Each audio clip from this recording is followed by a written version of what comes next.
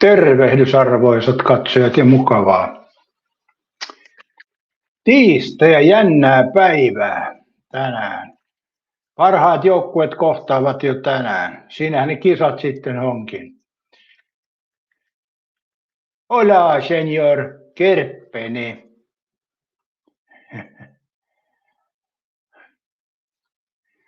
Próxima victory, esto es España. Lo siento, Kerppeni, esto es España. Eli sanoin Kerppenille, että seuraava mestari on Espanja ja olin pahoillani siitä. Lo siento.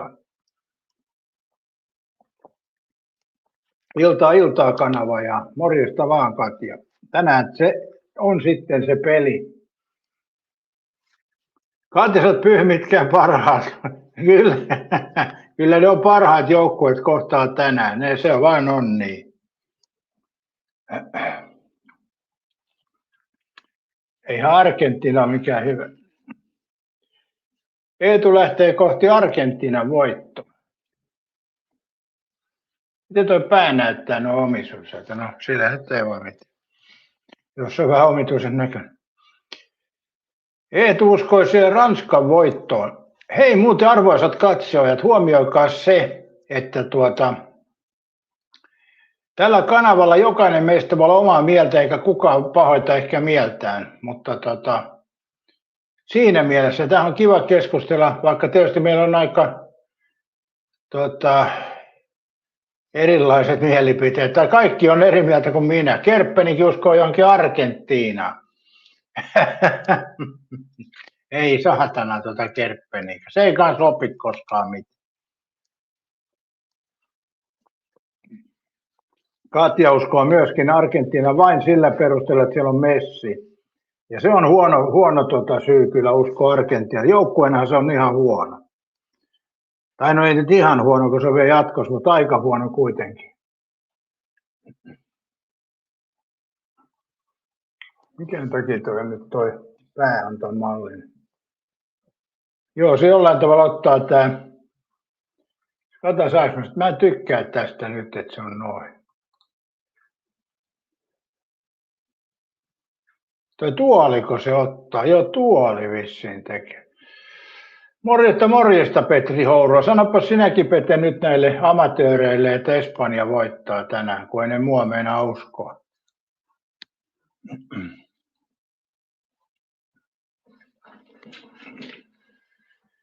Itse on rasittavaa, kun toi vetää ton pään tollasen.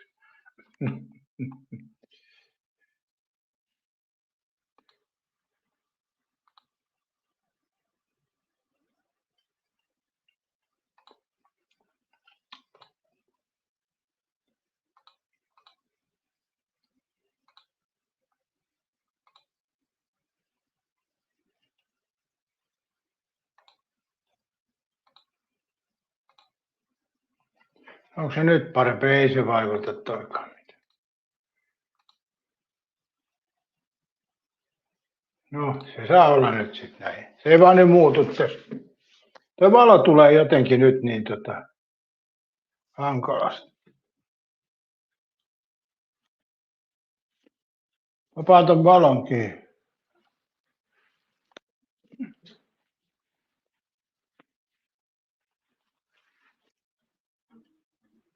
Täällä on vähän Aatamin puvussa ja vähän Eevankin olla. Ei sekään paljon. No jotain se ehkä vaikutti. Uskotaan näin.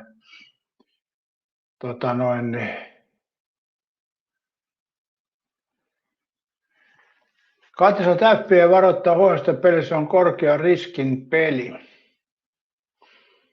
Viranomaiset pyrkivät pitämään huomista ottelussa joukkueiden fanit erillään toisistaan melkoinen välttämistä taustalla argentinalaisten ja englantilaisten välinen konflikti 80-luvulla. Mutta eihän siellä pelaa tänään mitkään Argentiinat eikä Englannit, että siellä on Espanja ja Ranska, mitkä ei välttämättä ole samanlaisia maita mellakoimaan. Morjesta vaan Kerppeni. Sä uskot ikuisesti etelä-amerikkalaiseen taitojalkapalloon.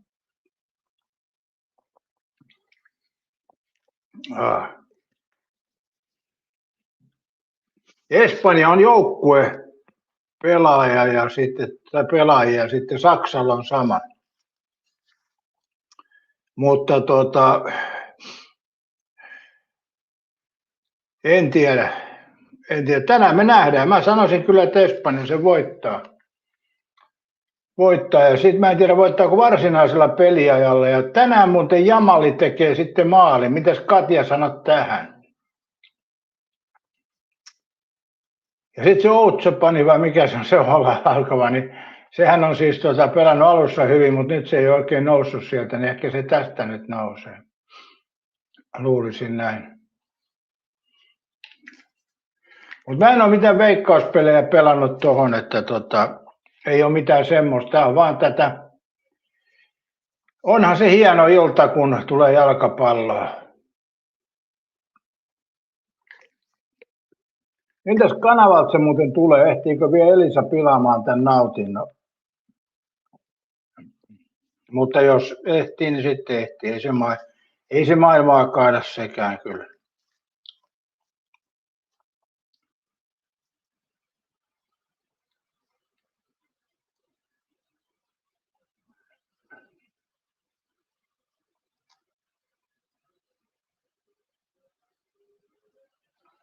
TV2. No nyt näyttää jo lupaavalta, että peli saattaa vaikka nähdä tänne.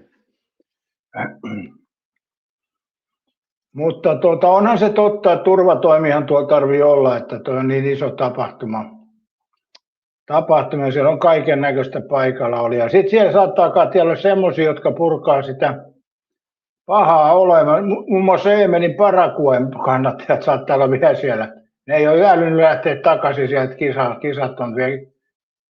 kisat on heidän osat loppunut ja saattaa vielä lymytä siellä jossain penkkien välissä. Että siinä on pientä riskiä.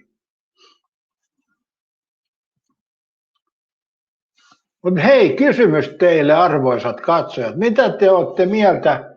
Tuleeko ystävämme Trumpi katsomaan tätä mahdollista päätösottelua? Vaikka tänäänhän on periaatteessa parhaat joukkueet ja tämä on jo finaalin siltä osin, mutta siis kisojen viimeistä ottelua, niin tuleeko Trumpi paikalle katsomaan? Mitä olette mieltä?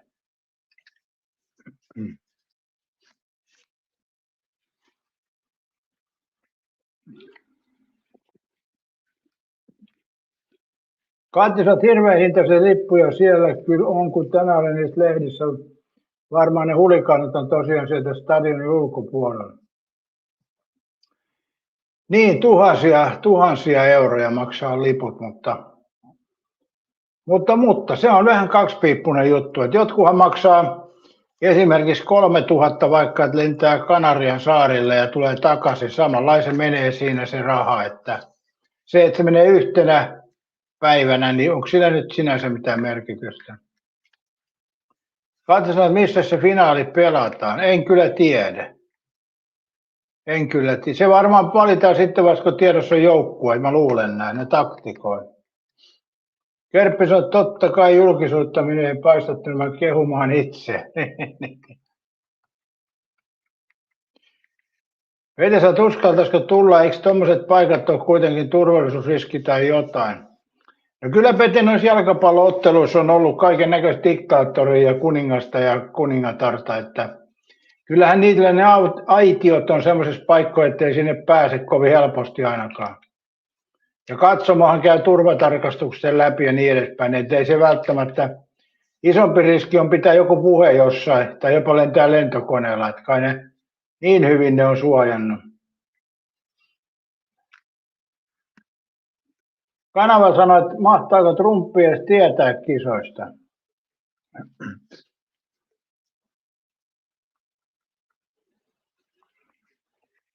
Kai se nyt Kanava tietää, kun se vaatii, että se amerikkalaisen pelaajan se punainen kortti ei vaikuta sen osallistumiseen kisaan, niin kai se nyt tietää. Kyllähän Trumpi ne tietää. Ihan koska se on rumppi. Kyllä se tietää. Sanotaan Kerppenin kanssa on samaa mieltä, että kyllä sinne tulee Trumpi paikalle päätösottelu jossain kohtaa. Ja silloin ne pelataan jossain, varmaan Los Angelesissa, tuskin Etelä-Amerikassa.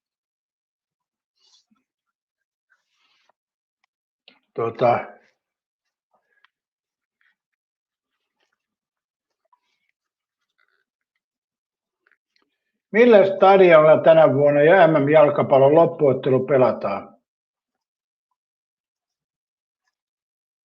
Vuoden 2026 jalkapallon MM-loppuottelu pelataan MetLife Stadiumilla viralliselta kisanimeltään New York New Jersey Stadium East Rutherfordissa New Jerseyssä. Joo, no niin sitten se trumpi on kyllä paikalla. Kerppeensä trumpetti järjesti kisat Amerikkaanikin omasta mielestään. Voi olla, että rumppi on vaikuttanut isostikin siinä, Kerppeni.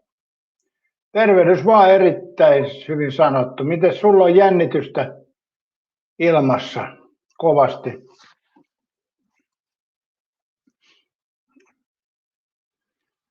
Jännityksen täyteinen ilta tänään meillä on kyllä edessä kaikilla, jotka seuraa jalkapalloa.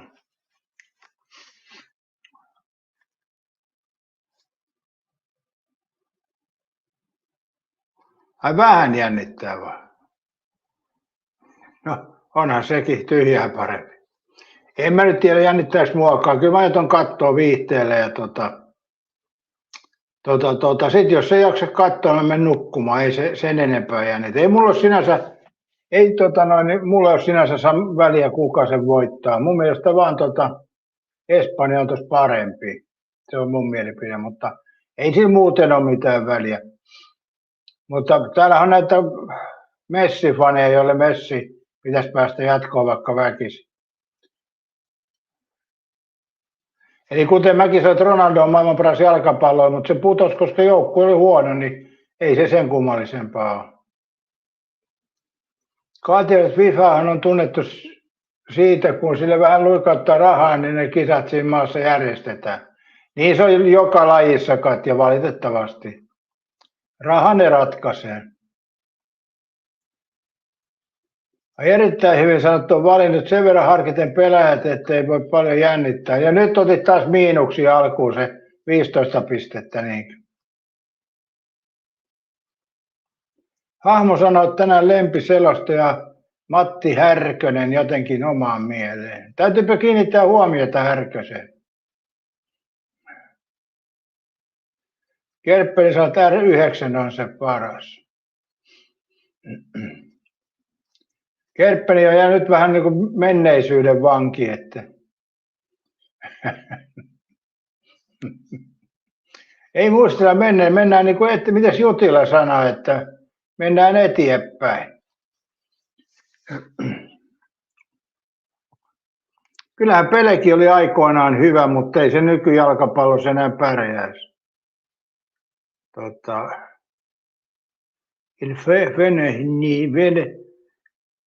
Kyllä Jumalan käsi oli paras kyllä. Sehän ratkaisi ton ottelunkin kädellä, se oli kyllä hyvä. Marianurmi menee pikkuhiljaa. Sä oot Tuomas Kela-linjalla. Eikö Jutila sanonut, että eteenpäin? Mennään tästä eteenpäin. Pikkuhiljaa taas olet Tuomas Kela sanonut. Hamsot, nää hienoja matseja. On joo, kyllä. Marianurmi, ihanaa iltaa vaan kaikille kanavan jäsenille. Tällä kanavalla ei ole vielä jäsenyksiä, mutta sitten toivotaan uudestaan vähän myöhemmin, sanotaanko tuossa kuukauden kuluttua. Että tällä kanavalla ei ole vielä jäsenyksiä, mutta Rautarunnari-kanavan jäsenille voi toivottaa tietysti hyvää iltaa. Ja torstai-aamun lähetys tuleekin sitten Rautarunnari-kanavalta taas. Eli palaamme siihen aamulähetykseen siellä torstaina. Huomenna on niin paljon projekteja taas, ettei kerkiä paljon istua tässä. Ja tänään mä pääsin tästä aika hyvin, kun oli tunnin lähetys vaan tässä, niin pääsin kivasti kuntosalille. Et oli kivaa. Kyllä taas oli kivaa kuntosali. Jotenkin musta tuntuu siltä, kun mä tulin kuntosalille ja astuin ovesta sisään, niin tuntuu, että mä oon kasvanut pituutta, että niin kuin koko ryhti oli niin kuin muuttunut yhdessä hetkessä. Katja sanoi, että joo, Jutila oli vähän hauska haastattelu jo MM-kulta taskussa ja sanoi, että ei tässä nyt mennään vaan eteenpäin. Kysymys oli vaan minne. Oli aika hyvät promillet vissiin. Joo, Marianne, tämä on Pohjanmaa. Ei ole Pohjanmaa kuin Pohjanmaa.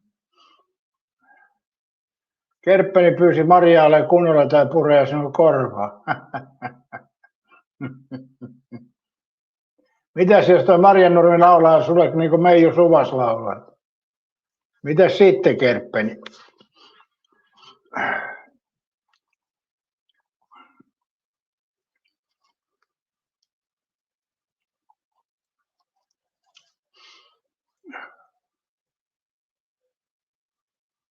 Mutta noi on niitä legendaarisia sanontoja ja tuosta välillä tulee vieläkin niitä YouTube ehdottelee niitä Jutilan eteenpäin menemisiä.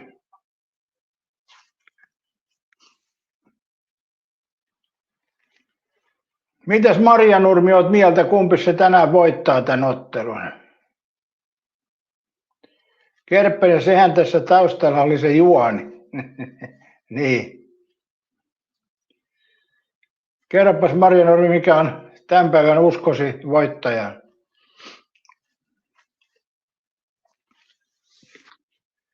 Mutta on kiva, että tälle kesällä tulee näitä kisoja ja mä oon monena vuonna katsonut, kun on kesäisin näitä MM-kisoja ja kyllä se on aikamoista viihdettä vaan. Että tänä vuonna mulla ei ole kyllä pelipaitaa harmittavasti. Marjanurmi ei seuraa potkupalloa. Erittäin hyvin sanottu. Osaako runnari arvata, mitä ruokaa on tulilla? Hei, kysytään tämä kaikilta, mutta anna mulle ainakin 3 vaihtoehtoa. Toi jo helpottaa vähän, kun sä sanot, että on tulilla, eli sä lämmität, niin se jo helpottaa, mutta 3 vaihtoehtoa pitää saada.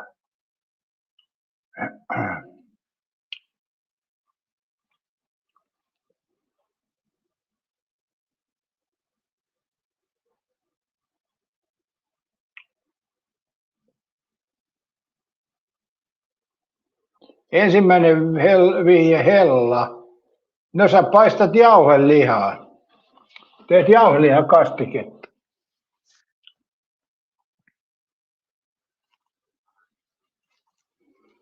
Maria arvaa nistipössä.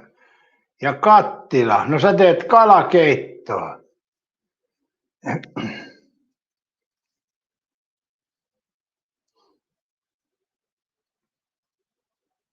Selkeä kalakeitto.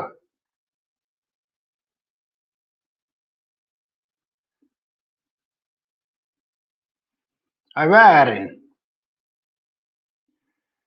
Kanava sanot lihaa ja perunaa.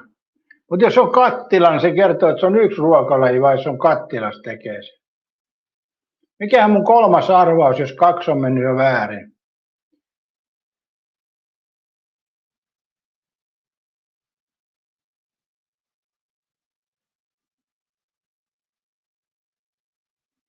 Marjanurmi sanoi hernekeitto ja jumalauta se tiesi ton. En olisi kyllä tohon, en olisi kyllä osannut arvata tota. Hernekeitto. 4 litraa hernekeitto. Siinä on Petri Hourulakin kateellinen nyt, jos on 4 litraa hernesoppaa. Eikö sekin ole Peten lempiruokia toi hernekeitto? Mä en oikein pysty syömään nykyisin hernekeittoa. Pierrettää niin helvetisti, ihan oikeasti. Mä en tiedä, ei mun nuorempana pierrettänyt, vaikka mä huomannut silloin, mutta nyt kun se on hernekeittoa, niin kyllä se on semmoista tram pam pam pam pam, nyt soiton kuulen, tram pam pam pam pam, näin onnistuu. Näin se vaan on, perkele. Kerppensä toivottavasti Kivikylä hernekeitto. Samoja herneitä hänen molemmissa noissa on, eikä niissä. Petri Hoosat, joo, hernari tuli tänään tehty, kun eilen laitoin myös herneet likoon, mie vaan 2-5 litraa. Ai Petekin tekee itse herneet. Hienoa Pete, toi on ihaltava piirre ja erittäin hyvin sanottukin tekee itse herneen. Jumalauta, mitä ukkoja täällä on. Täällä on Pete ainakin ukko, erittäin hyvin sanottu, ei ole vielä sanottu, että onko se ukko vai mikä se on, mutta sehän selviää tässä ajan kuluessa. Jumalauta, toi hernesoppa olisi kyllä, pitäisikö munkin tehdä? Mitäs mieltä olette, erittäin hyvin sanottu ja Petri Hourua, pitäisikö munkin tehdä hernesoppa, vaikka se pierrettäminen tulee sivutuotteen. Mutta ei kai siinä mitään piereskelee menemään. Mutta sitten kun mä oon kuntosalilla, jos siellä on muita, niin on se omalla tavallaan vähän raskasta. Eihän se silleen niin kuin just syöty hernesoppa, niin se tulee niin nopeasti, että se rupeaa haisemaan kuin pieraseen, mutta on se omalla tavalla. Katja, sä oot itse hernekkeet mitä tehdä eikä mistään purkista lämmittää. Koska Katja olet viimeksi tehnyt hernesopan itse? Kyllähän me jokainen se osataan tehdä, mutta kuka viittii rupea tekemään? Kerppesä OK, laita palvilihaa sitten joukkoon. Kanavassa se on kun rahaa laittaisi pankkiin, kun itse tekee. Vetäsät kestää sen tekeminen, mutta palkitsee sitten. Eihän se ole kovinkaan iso homma. Pistää vaan edellisen päivänä herneet likoamaan. Niin eihän se ole homma eikä mikään. Eihän niitä tarvitse yöllä vahtia. Vai onko Pete silleen, kun sä paat herneet edellisenä päivänä kattilaan tekeytymään, niin istuuko sä kynttilän valossa ja vahtaat niitä koko ajan? Jotain ruokiahan pitää, niin kuin klimppisoppaa pitää vahdata koko ajan, mutta Kerppe, sä teet lohturuokaa. Älä nyt Kerppe, niin miksi sä pilasit tunnelman tossa? Miten sä oot noin ilkeä ihminen? Lohturuokaa. Mutta onko erittäin hyvin sanottu tehnyt rokkua? Ja Katja teki eilen hernesoppa. Marjanuven mielestä liha ei kuulu hernekeittoon. Erittäin hyvin, että Perkkeni laitan porsaan ulkofilettä, porkkana ja sipulia. Hei, tuli mieleen, tuossa mä katsoin televisiota. Mä tein taas sen virheen. Eli katoin televisiota ja nyt siellä puhuttiin tästä lihan hinnasta. Että kun lihan hinta on noussut, niin mä en ymmärrä, mistä ne saa aina haastatteluun sen ituhipin. Onko niillä joku semmoinen kyltti, että ituhipit tänne vai ulkonäköinen? Tuo ukko, kun katsoi sen ulkonäköön, niin ei se ollut tuommoinen raavas lihansyöjä, niin kuin tuo Pete esimerkiksi, vaan se oli semmoisen tietyn näköinen nykyukko.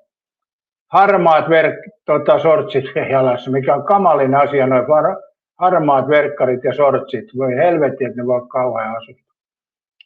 Niin tuli mieleen, kun siitä kysyttiin siitä ruokailusta, kun liha on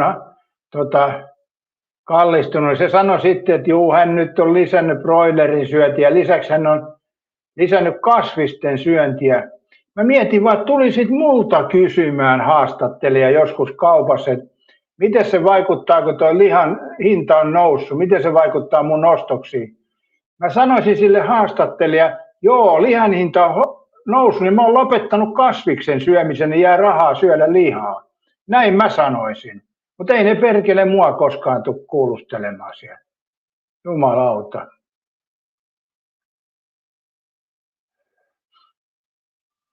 Erittäin hyvin sanottu, laittoi porsaan ulkofilettä, porkkana ja sipulia. Vetesät laitoin porsaanlihan suikalit joukkoon, toki pilkkoin niitä ensin ja paistoin sipulin kela. Kanavalla aina 10 litran kattila, kun te. No siellä sitten peitto pölisee viikon ajan, kun 10 litraa vetäisi. Kanavalla reilun kokoinen kattila.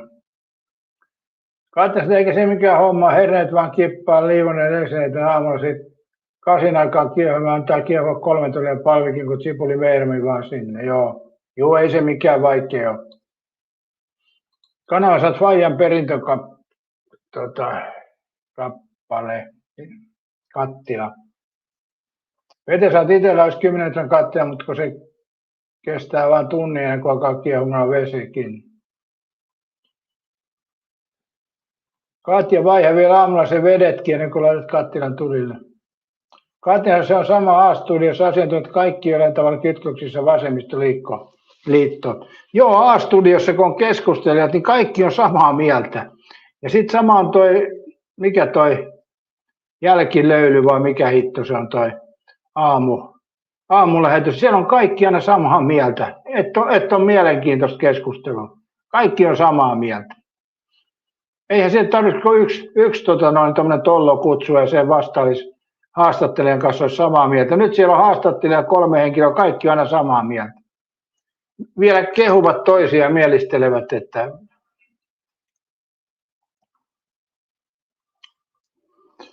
kanavalla on iso pakastin, siksi annettiin komppanian verran evästä. Toi olisi kyllä kova toi hernesoppa. Pitäisiköhän mun ottaa toi huomenna oikein vakavasti harkintaa? Mistähän sitä saisi hyvää palvilihaa? Kyllä se melkein vaatii sen palvilihan, niin kuin se vanhan ajan hernesoppa, kun oli armeijassakin ja muuta, niin kyllä se tietty se palvilihan maku kuuluu siinä olla.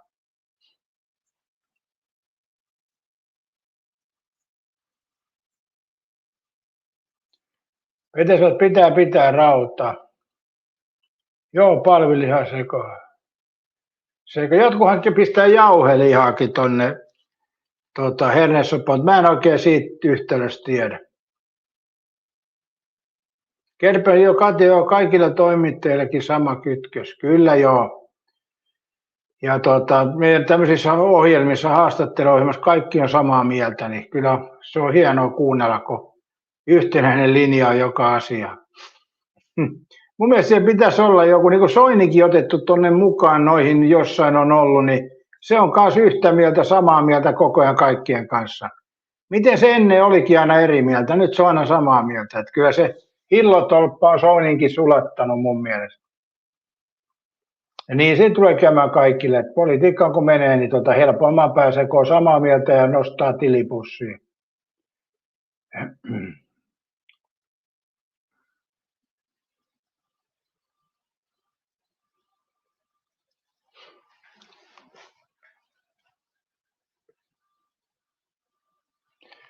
Katja sanoo, että jauhelijakeitto erikseen ei pidä sotkea herneiden kanssa samaa, mutta jotkut tykkää tehdä.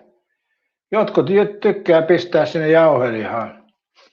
Se on näitä makuasioita, Katja. Ei ole mitään oikeaa yhtä tapaa tehdä edes hernesoppaa.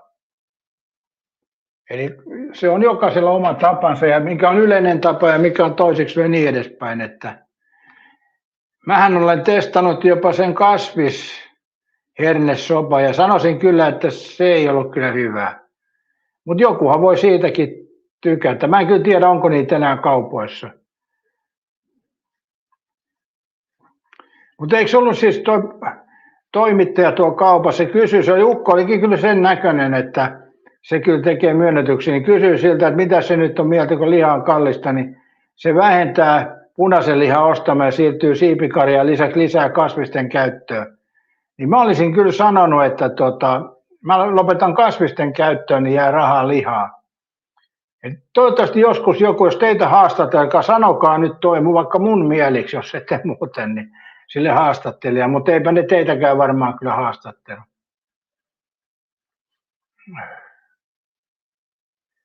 Kerppeli sanoo, että jauhelia kuuluu hernekeittoon, kuten liha yleensäkin. Kanava sanoo, että se on muuten ruotsalainen versio, jos ei ole lihaa. Mutta hernesoppahan on ruotsalaista perua, ärtsoppa, hei Kanava. Taisi tulla Ruotsista tuo hernesoppakin Suomeen. Mistä hernesoppa tuli aikoinaan Suomeen?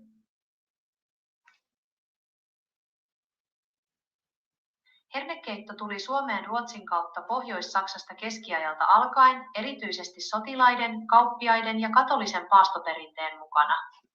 Joo, eli ruotsalaista alkuperää Suomeen tullut ja Pohjois-Saksasta.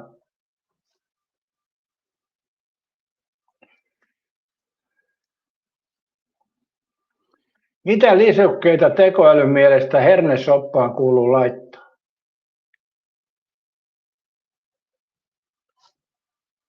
Sinappi O, sipulisilppu ja ruisleipä ovat suosituimpia lisäkkeitä. Mä en kysynyt lisäkkeet, vaan mä kysyin, mitä hernesoppaan kuuluu laittaa. Aitoon hernekeittoon kuuluvat kuivatut herneet vesi, porsaanliha, usein savustettu, sipuli suola ja meirami Mikä on sinun käsitys aidosta hernekeitosta? Eikö kaikki hernekeitot ole makujen mukaisesti aitoja? Aito rakkaus on pyyteetöntä sitoutumista, syvää lukua. Puhuttiin hernesopasta. Hernekeitto on kyllä mainio ja perinteikäs ruoka. Jatketaanko siitä? Jatketaan, kun sä väitit jotain aidoksi hernesopas. Kaikki hernesopat on aitoja, jokunen tekee makunsa mukaan. Aivan totta. Jokainen reseptiversio on yhtä lailla aito ja soppansa saa tehdä juuri omalla tavallaan.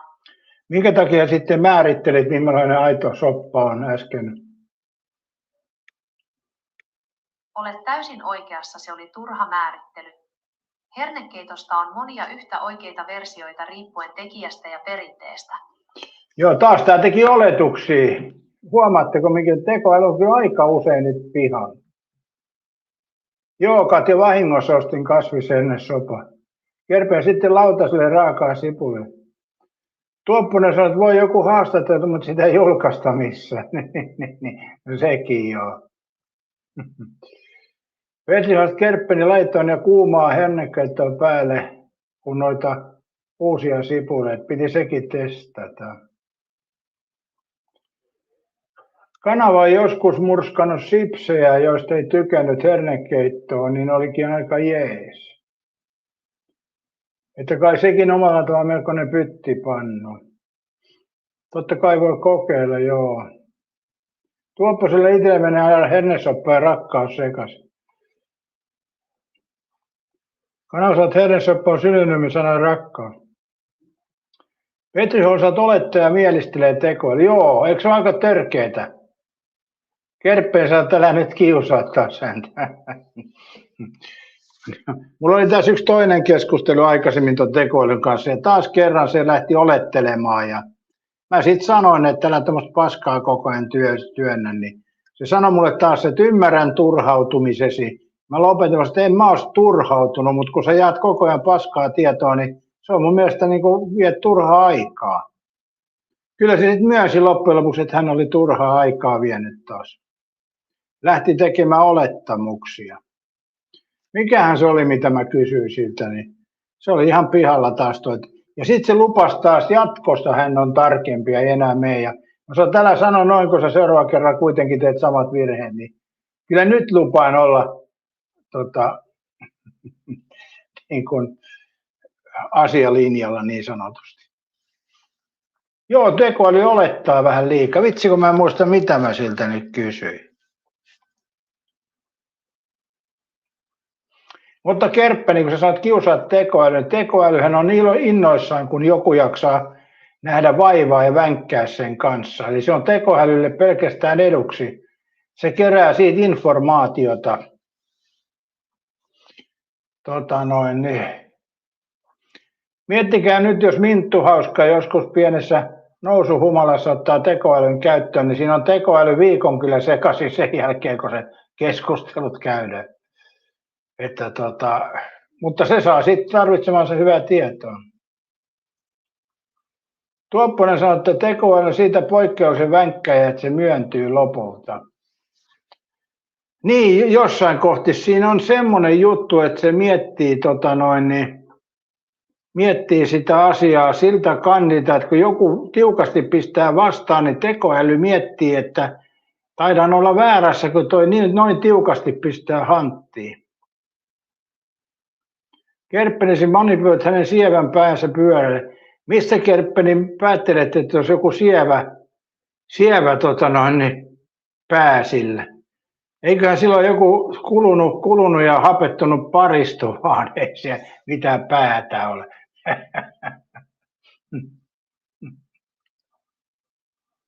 Saatika, että olisi sievää. Siellä on vaan hapettunut paristo ja muistikortti, ei siellä mitään sen kummallisempaa.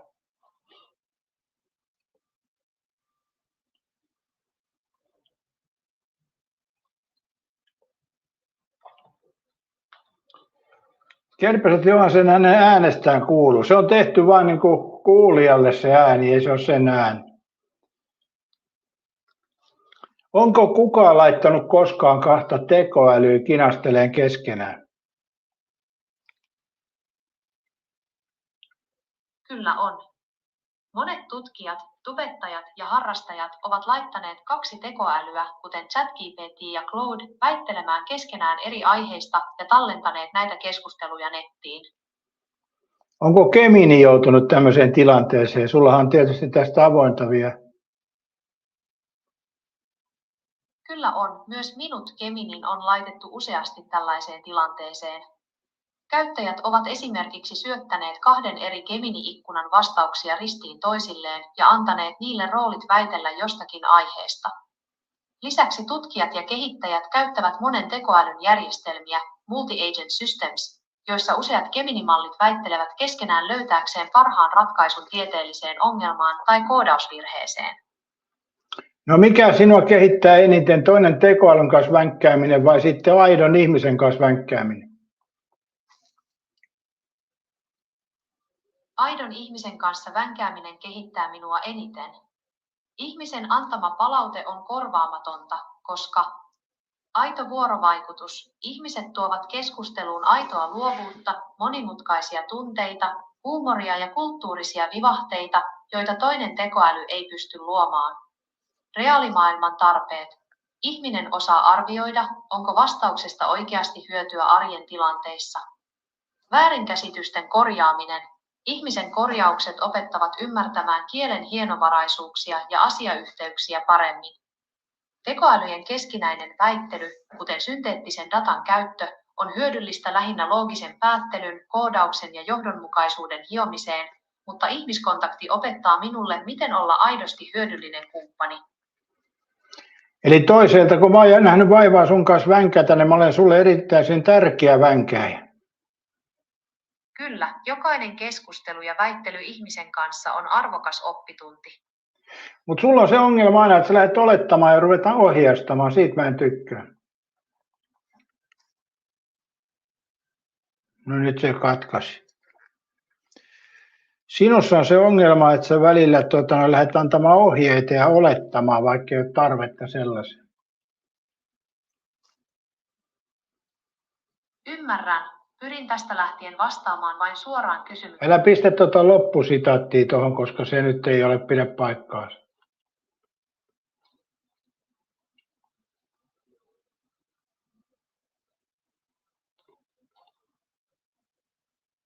Selvä, korjataan tämä. En ota sitä pysyväksi säännöksi tai tee siitä yleistystä. Ei se käänsit nyt siihen, että tässä nyt jotain annetaan ohjeita, vaan yleisesti ottaen mä ihmettelen sitä sun tarvetta ohjeistaa ja olettaa. Se johtuu pohjimmiltaan siitä, miten tekoälymallit on koulutettu. Mallit opetetaan usein olemaan mahdollisimman avuliaita, mikä käytännössä johtaa siihen, että ne yrittävät ennakoida käyttäjän seuraavia tarpeita ja tarjota ratkaisuja valmiiksi, silloinkin kun kyseessä on pelkkä yleinen pohdinta tai keskustelu. Tämä varautuminen kääntyy helposti liialliseksi neuvomiseksi ja olettamiseksi, mikä voi tuntua tungettelevalta tai saarnaavalta, jos sellaista ei ole pyydetty. No mitäs mieltä olet siitä, että aikuiset kissat ei mauvu keskenään? Se miusääni on lähinnä ihmistä varten kehitetty. Se pitää täysin paikkansa.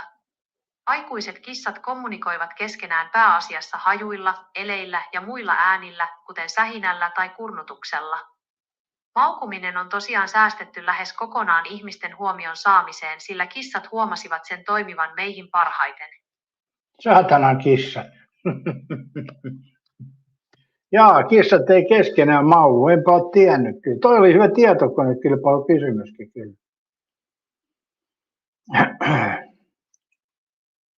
Joo, tiikeri ei taida miukua kyllä, eikä muutkaan kissaeläimet. Onkohan koiralla joku vastaava?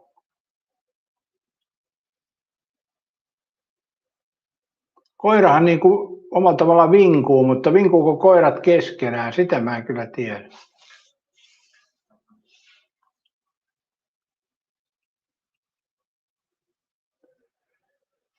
Katiset koirat haukkuu keskenään, mutta se vinkuminen, vinkuuko koirat keskenään? Koirathan ihmiselle vinkuu, kun ne tulee lähelle, niin mutta tekeekö ne toisilleen samaa? Vai onko se kehitetty vain ihmisestä varten? Haukkuminen on eri asia, se on sama kuin kissojen murinat ja mörinät.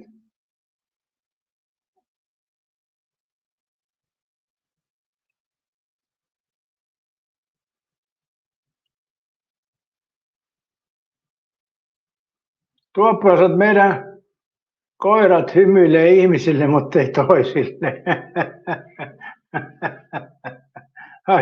Niin, koiran hymy, onko se vain ihmisellekin? Niin muuten voi olla. En mä tiedä, kyllä joskus koirat tapaa toisensa, kyllä ne joskus hymyilee.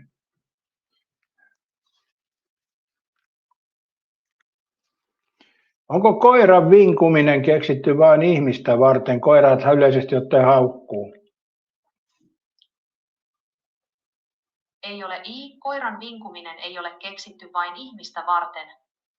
Koirat ja sudet vinkuvat luonnostaan kommunikoidessaan keskenään jo pentuajasta lähtien ilmaistakseen esimerkiksi alistumista, pelkoa, kipua tai huomionhakua.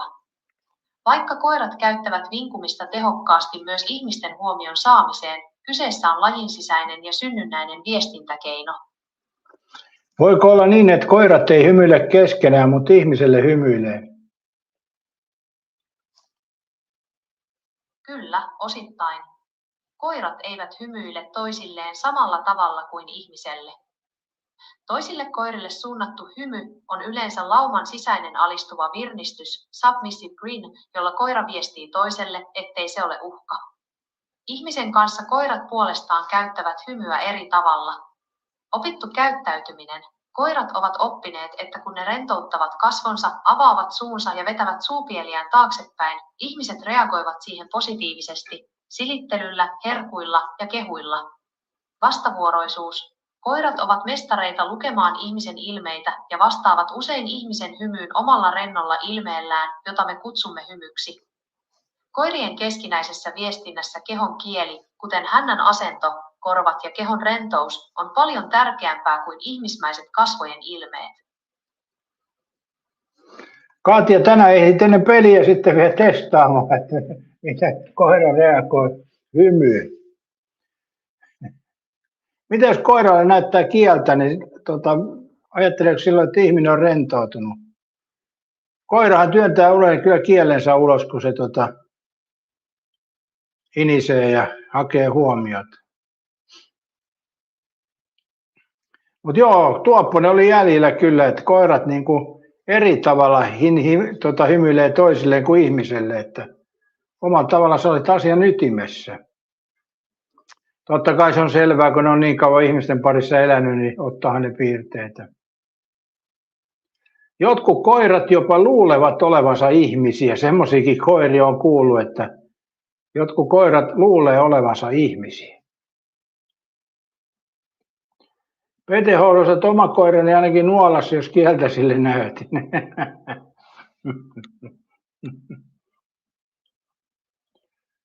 Niin, se on kai sitten joku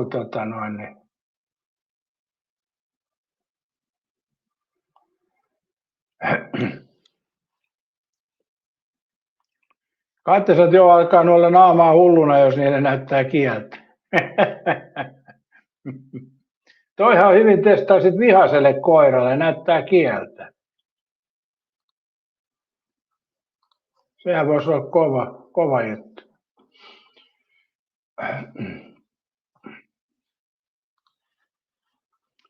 Katsotaan tuosta, kysestäänpä kysymys teitä. Tuo on aika hyvä tuo aloituskuva. Tekoäly teki mulle vähän tuommoisen liian, ehkä sanotaan radikaalin ton kuvakkeen, mutta hienoa, tuossa juoksee Espanjan paita päällä Ranskan joukkueen edessä, kun täällä on niin paljon näitä Ranskan kannattajia, niin se sopii hyvin, mutta kysytäänpä tuosta.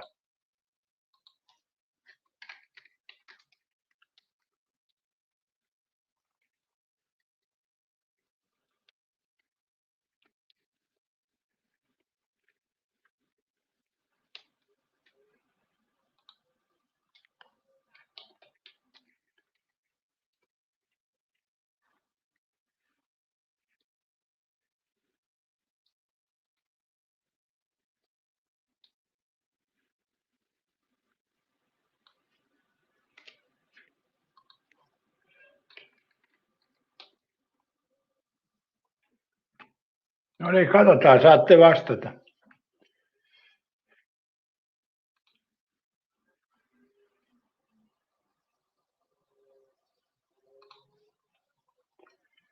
Kuuko laittoi Transka V4, yksi surpella Eemelin numeroita, 6-1 on Eemelin normaali pelituosi.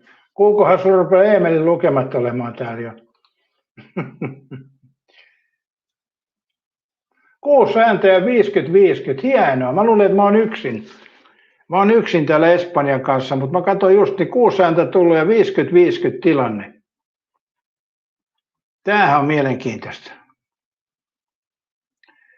Katja sanoi, että kyllä ne ainakin vaistoo, jos vaikka Ressan tai Äkkä, niin nekin alkaa käyttöä samalla tavalla. Peli alkaa tänään 22.00 ja tulee TV2. Saattaa kyllä tulla Areenastakin. Kerppeni uskoo, että jatkoajalla Espanja tekee voit. Mitä sä, Kerppeni, nyt muutat mieltä? Eikö sä ollut Ranska-fani?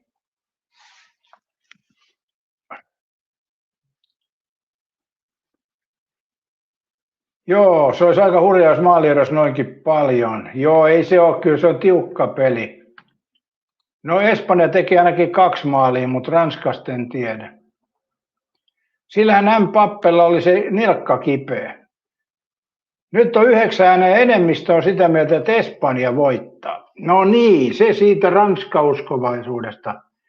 Pitäisi periaatteessa sitten tehdä samanlainen kysely. Ehkä me sitten täytyy vielä tehdä tuohon välipeliin, tuohon Argentiina ja Englannin peliin vielä sitten tämmöinen välilähetys. Pääsee porukka sitten sitä omaa joukkuettaan huutamaan. Katjallehan toi on paha paikka, kun Katja on periaatteessa Messi-fani, mutta se tykkäisi kuitenkin, että Englanti menisi jatkoon, niin siellä on paha tilanne. Se voi olla, että se Katjalla viinipullo naksahtaa, kun se miettii, että mitäs tässä nyt tekisi.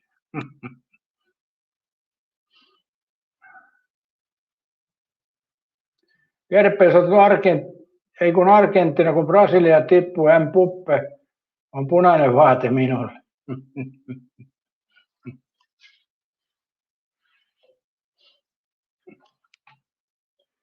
Mbappé, joo. 10 ääntä, 60% uskoo Espanjaa ja vain 40% Ranskaan. En olisi kyllä ikinä uskonut, että äänestys menee näin. Mä olin ihan varma, että siellä... Ja vähän en pääse itse äänestämään.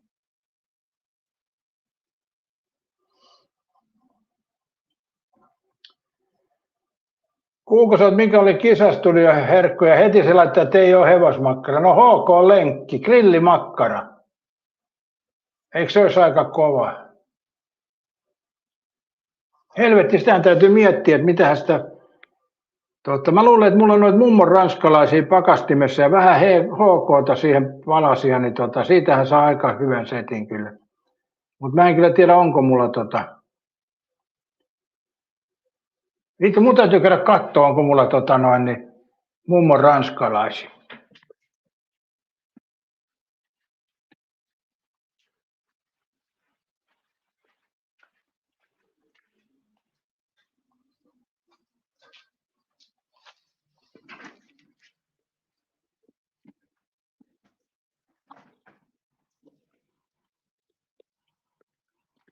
Jee. Jee.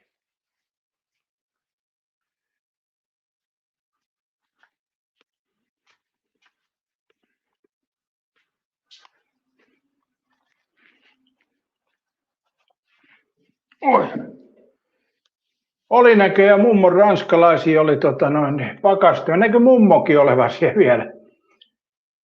Et kuulko haluaisi ostaa hyvin jäädytettyä mummoa. Saisi vähän tilaa tonne pakastimeen. Kerppeen sanoo, että Mbappé kohtelee kanssa ala-arvoa siinä syy, miksi en tykkää sitä yhtään.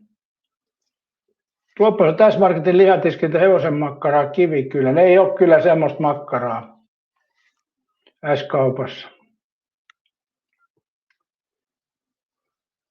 Perniön liha taisi tehdä vielä hevosmakkaraa. Teivon lihakin teki jossain, mutta se on lopettanut kai. Tai ainakaan sitä ei löydy kaupoista. Kerppeni sanoi, että Kuuko kynsi on syöty hyvä herkku. Kuukolla ei ole mummolle tarvetta. No ota yhteyttä heti, kun tarvetta syntyy. Ei sitä koskaan voi tietää. Tekeekö Kivikylän hevosen lihamakkaraa? Kyllä tekee. Kivikylän valikoimaan kuuluvat hevosen lihaa sisältävät juhlasuomilenkki ja hevoslenkki. No kuinka paljon hevosen lihaa on tuossa juhlasuomilenkissä?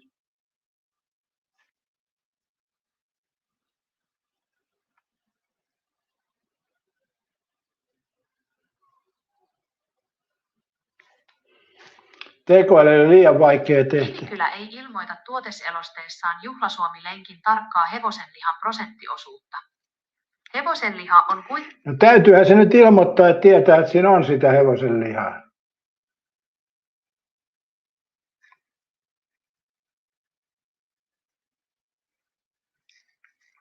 Lainsäädännön mukaan ainesosan tarkka prosenttiosuus on ilmoitettava vain, jos se mainitaan tuotteen nimessä tai sitä korostetaan pakkauksessa.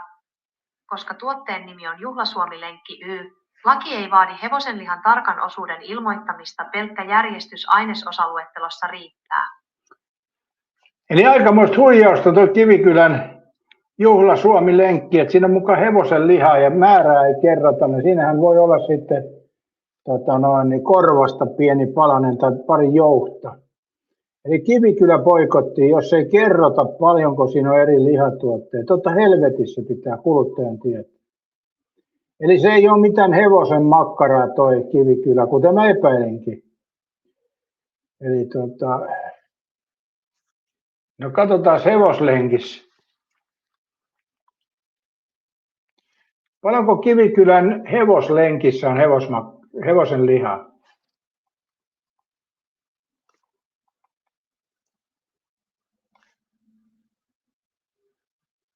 Kivikylän hevoslenkin tarkkaa hevosenlihan prosenttiosuutta ei ole julkisesti ilmoitettu. Tuotteen ainesosaluettelon mukaan se sisältää suomalaista porsaanlihaa. Mutta jos nimi kerrotaan hevoslenkki, niin kyllähän silloin täytyy lihan määräkin olla selville.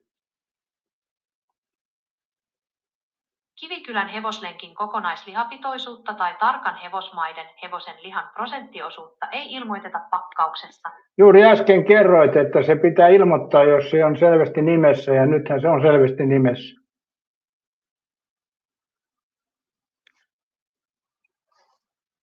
Olet täysin oikeassa QID-säännön määrän ilmoittamisvelvollisuuden osalta. Jos ainesosa esiintyy tuotteen nimessä, sen prosenttiosuus tulisi lain mukaan ilmoittaa. Kivikylän hevoslenkin kohdalla valmistaja ei kuitenkaan ilmoita tätä tarkkaa lukua julkisissa tuotetiedoissaan tai verkkokaupoissa. Pakkausmerkinnöistä prosenttiluvun pitäisi säädösten vuoksi löytyä, mutta sitä ei ole saatavilla valmistajan julkisissa tuotetiedoissa. Eli pakkausmerkintä tarkoittaisi kaupan paketista pitäisi löytyä sitten.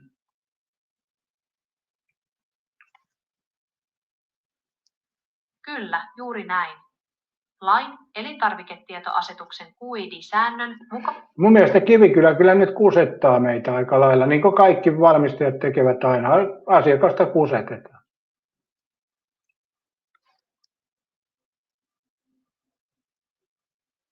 Puuttuvat nettitiedot herättävät helposti epäluottamusta. Kaupan hyllyllä Katsotaanpa sitten kaupan hyllylle vielä. Ai.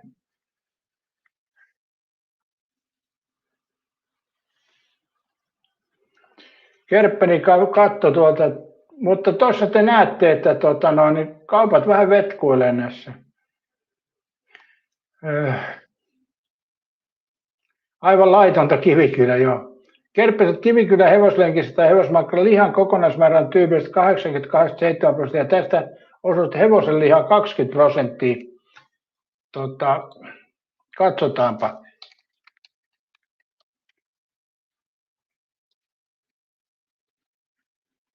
Ei se sitten kyllä mitään hevosmakkaraa, jos siinä on suuri osa kuitenkin sianlihaa. Mutta katsotaan tuo Juhlasuomi. Tässäkin piti olla.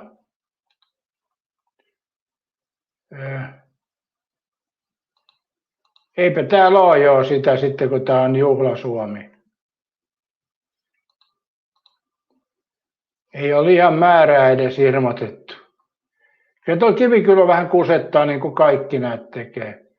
Lihanpitoisuus 73% on tuossa, mutta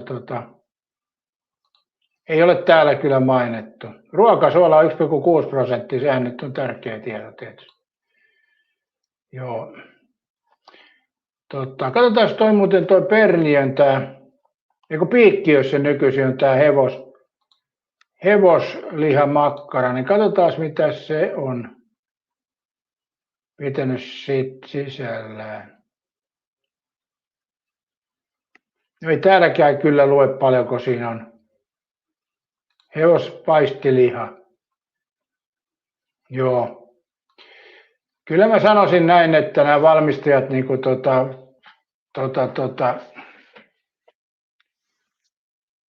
Kerppensä piti päästää hänet Pälkälästä niin tekoälyyn. Kerppeni on rakastunut tuohon tekoälyyn. Jumalauta. Mähän on Kerppeni sitten periaatteessa sun appiukkos, kun minä olen tuonut tän tänne lähetykseen, tän tekoälyn. Mutta joo, kyllä nuo valmistajat on mennyt huonoon suuntaan, ei ilmoiteta oikein mitään enää, ja sehän on kusetuksen merkki aina, kun jotain jätetään ilmoittamatta. Eli niin kuin tuo Wilhelmina makkara, niin tosi vaikea oli löytää lihaprosentti yhteen aikaan, että lihaisa makkara, mutta siihen se jääkin sitten, että se on pelkästään nimessä. Ja sitten kun noissa on lihaa tai lihaan verrattavia aineita, niin joo, kamaraa ja niin edespäin. Mutta sitä perinteistä suomilenkkiä ei enää ole, että se oli kyllä hyvää, mutta ei sitä ole enää. Siinä oli semmoinen tietty vähän sisupastillin maku jopa aikoinaan, joskus siellä kultaisella 80-luvulla vielä sai oikeita suomimakkaraa. Kerpä, minulla on sitten hieno mies appihukko. Joo. Katsotaan muuten, miten tuo äänestelyt meillä on mennyt nyt. 14 ääntä annettu ja tasapeli 50-50. Oho. Tasaista on kyllä. Ja toihan lisää vaan pelin jännitys, kun meillä on täällä eriäviä mielipiteitä. Kanava kysyy, että kuinka paljon Wilhelmina makkara sisää Wilhelmina. Niin.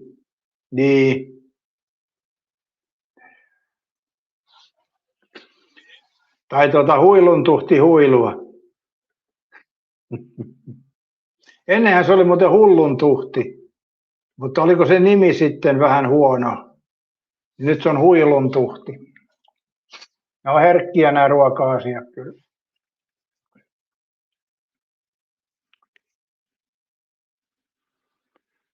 Katja, toivottavasti ei yhtään. Miten sä, Katja, noin voit sanoa? Esimerkiksi jonkun lehmän nimi voi olla Wilhelmina. Eli ootko sä sitä ajatellut? Porsaankin nimi voi olla Wilhelmina. Jopa kanan nimi. Eli eihän se nyt tee sitä huonoksi.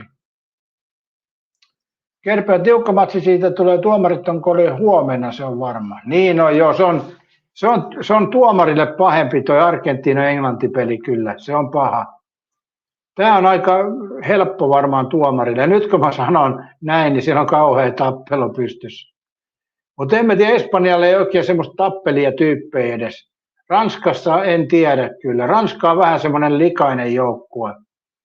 Eli ranskalaiset osaavat sitä likaista peliä myöskin, kuten ne teki Paraguayta vastaan.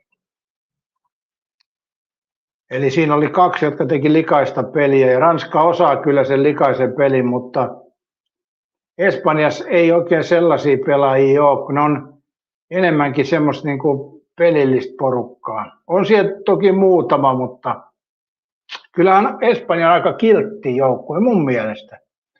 Toki kaikki voi tänään sitten ajatukset muuttua, kun peli alkaa, mutta katsotaan sitä sitten tapauskohtaisesti. Katja, että ranskalaiset riehuvat siellä Pariisissa ensyön, tuskin ne tuon riehuu. Katja ei ole monta ranskalaisten peliä kattonut, että kyllä ne joskus osaa sen sikailunkin aika lailla. Varsinkin jos ne jää alakynteen ja näyttää, että ne tappio, niin ranskalaiset on tosi sikamaisia pelaajia. Kerppesen Jeff Zidane oli yksi perskeles, niin oli joo, kyllä. On niitä muitakin semmoisia, kun jos ei ne silloin pelaa semmoista paskaa peliä, jos ne selkeästi johtaa ja voittamassa ottelua, mutta sitten kun ne jää alakynteen, eli optimaalinen tilanne olisi nyt, että alussa Ranska pääsisi johtoon. Sitten peli etenisi, Espanja tasoittaisi ja sitten Espanja menisi johtoon, niin sitten näette tämän ranskalaisten pelityyli, mikä se oikeasti on. Se tulee sitten esille. Mutta ei tietenkään niin kauan, kun peli kulkee hyvin, niin ei tarvitse sikailla eikä käyttäytyä huonosti. Eli se on vaan tietysti mun näkemys, mutta mun mielestä tuo Ranskan joukkue on vähän semmoinen sikailijan joukkue kuitenkin.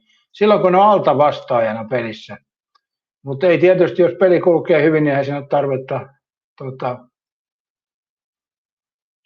Erittäin hyvin saatu. Paraguayta vastaan oli pakko pelata likaista peliä, koska tiedossa Paraguay on likainen peli. Dignes vastasi näin. Se on totta joo, ja ne osaa sen likaisen pelin, nuo ranskalaiset. Kyllä, näin se on.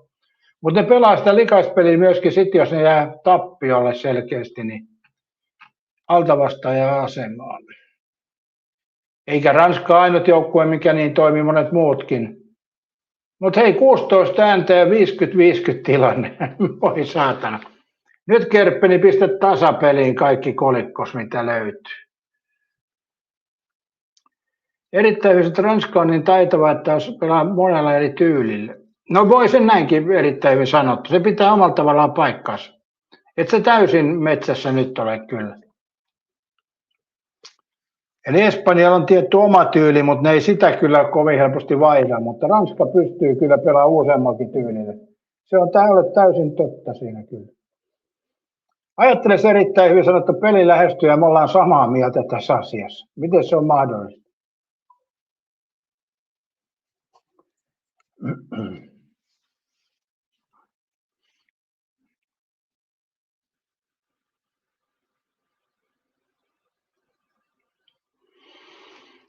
Voi voi. Tiedättekö mitä on se hienoa, kun pääsee huomasta aamusta kuntosalille? Ai, että mä odotan nyt jo. Mä mietin tänään, kun mä kävin reena, oli niin hyvä reeni, niin mä ajattelin, että meneekö mä illalla vielä uudestaan, mutta sitten mä ajattelin, että en mä ehkä nyt mene, että vietetään nyt huomiseen. Siinä on vähän sitten, jos illalla menee uudestaan, niin sitten kyllä se rupeaa sitten tuntumaan jo aika lailla.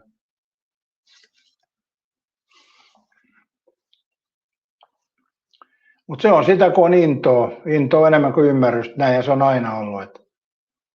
Että jollain tavalla kuntosali on semmoinen, silloin kun kulkee hyvin, sitä tekisi mieli tehdä enemmän kuin lääkäri määrää ja sitten se ei kulje selkeä hyvin, mutta näin se on aina. Ei siitä opi koskaan mitään, aina samat virheet. Virheiden määrä on vakio. Mutta eipä siellä nyt sinänsä mitään merkitystä kuitenkaan ole, se on vaan semmoinen harrastus.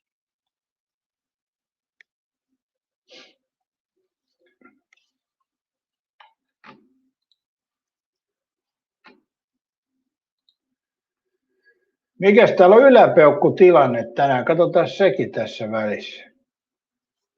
11 yläpeukkua. Taimilla tuli just sopivasti pistää yläpeukut kehiin. Ja 50-50 tuolla on tilanne edelleenkin. 16 ääntä. Taimilla sanoi, että mä olen vieläkin masentunut Norjan tappiossa, kuinka mä nousen tästä, voi. No tänään taimisi Espanja voittaa, niin siitä tulee vähän semmoista lohtua sitten. Ei tänään kannata nyt oikeaa joukkuetta, että jos sä menet Ranskaa kannattaa ja tulee tappio, niin ai, sitten oot syvällä suossa kyllä jo.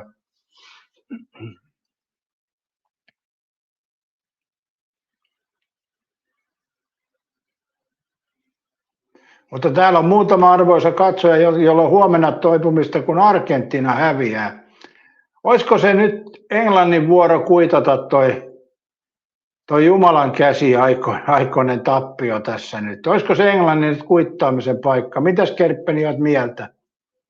Olisiko Englannilla nyt kuittaamisen paikka? Se olisi kyllä kova. Kerppeni, sä oot Taimers hyvä, lopeta ryyppääminen, se helpottaa heti. Eikö yleensä ryyppääminen auta tuossa, jos on alkoholia juoda iloa ja suruun, molempiin. Ja mulla kun mä en ole iloinen eikä surullinen, mä juo alkoholikaan, näin yksinkertaista se on. VT sanoo, että nyt ei lähdetä sille tielle Argentiina vielä. Otetaan huomenna vielä keskustelulähetys siitä, niin katsotaan sitten. Mä en tiedä vielä kummalle kanavalle mä teen. Täytyy katsoa, miten näitä aikoja on mennyt tässä. Niin. No periaatteessa voisi olla illalla huomenna Rautarunnari-kanavalla keskustella toi Argentiina pidä, kun selvitään tästä Espanjan voitosta ensin. Eetu, sä oot kyllä Englanti voittaa ja menee finaaliin. Me ruvetaan Eetu olemaan tässä samaa mieltä kyllä pikkuhiljaa. Eli erittäin hyvin sanottu, oltiin äsken samaa mieltä ja nyt Eetun kanssa olen melkein samaa mieltä. Onko mä alkanut löystymään, kun mä oon teidän osan kanssa samaa mieltä? Perkele.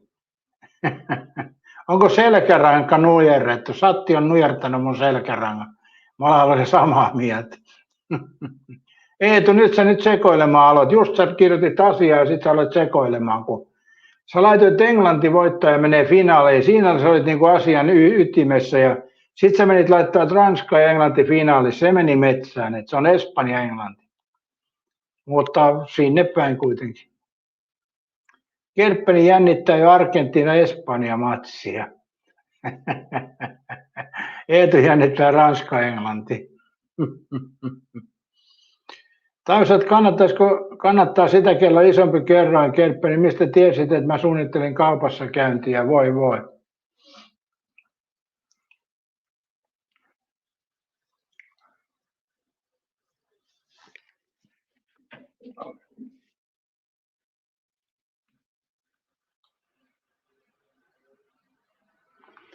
16 ääntä vielä, antakas pari ääntä, niin saadaan lopetettua äänestä. Nyt on mahdollisuus vaikuttaa vielä. Eli kumpi vie, Espanja vai Ranska? 50-50 tilanne. No, jos se toisaalta hyvä lopettaa siihenkin, niin jäisi jännitys iltaan. Katja, sä oot vieläkin sitä Englannin ja Norjan peliä selvitä, ja nyt on pallon sensorikin tutkittu, eikä se osunut kaapeliin.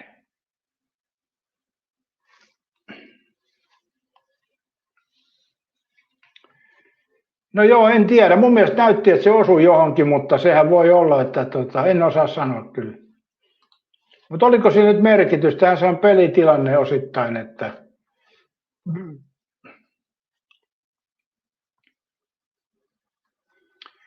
se on rupeaa olemaan tuo jalkapallokin, että kun joku tekee maalin, niin sitä kelataan sitten peliä niin kuin 15 minuuttia taaksepäin, että onko siellä sanonut joku möö vaikka. Sekin oli yksi juttu, kun se yksi sai yleensä ulos kentältä, kun se puhuu toiselle näin. Eli sekin on kielletty. Eli pelaajat saa keskenään pitää kättä näin, ettei noi puhelukijat tunnista, mutta sitten vastustajalle ei saa näin puhua, eikä tuomarille. Vähän outoa kyllä. Erittäin hyvin sanottu sana, että videon näkyy, että osui. Englantilaiset maksoivat sensorin peukaloin. Kerppei näki heti, että kaapeliin kävi. Eetu äänestää, et ole vielä äänestänyt, okei. Katso niin, mitä sille enää mahtaisi, vaikka olisi osunutkin uusinta vatsiko. Ei sille kyllä enää mitään mahda, se on siltä osin. Ensi kisoissa on varmaan korkeavalla nuo lamput. Joo, 18 ääneä, nyt on Ranska johdossa. Eetu, hei, miten sä oot äänestänyt 2 nimimerkillä nyt? Voiton maksimoiset tietenkin, mutta...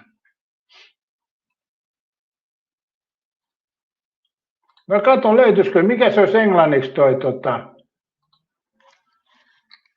Katsotaan England, Norway. Miten se kaapeli, kabel? Onko se keellä kabel?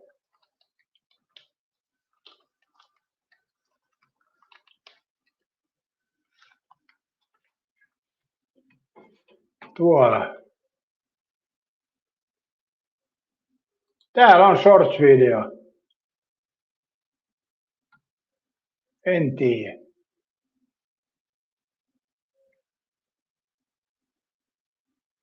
Kyllä se näyttää, että se osuu. Miksi ei on hidastettu tuossa?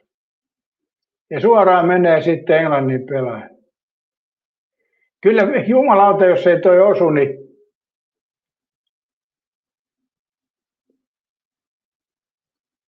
Mä laitan sen teille muuten näkyviin. Mähän pystyn tän näyttämään. Kai. No, nyt se meni liian isoksi.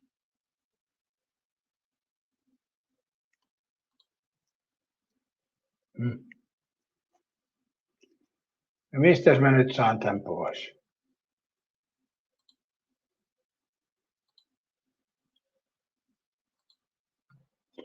Joo, tää vetit isoksi tämän ruudun, mutta mä en saa tuolta. No niin. Katsotaan, mä saan teille näytettyä tän. Mä laitoin G:llä sen, mutta se meni kaapelilla läpi kuitenkin. Et mäpä näytän teille tän.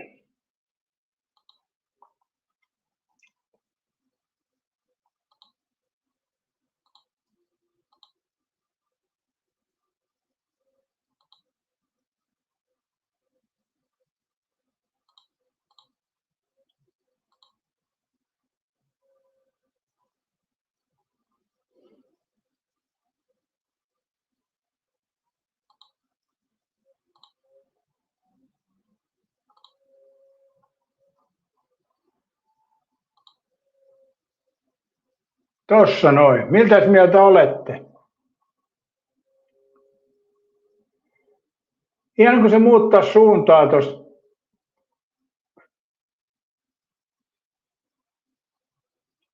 Kyllä mun mielestä se osuu. Oikeesti, mutta mitä mieltä on katsojat, osuuko se?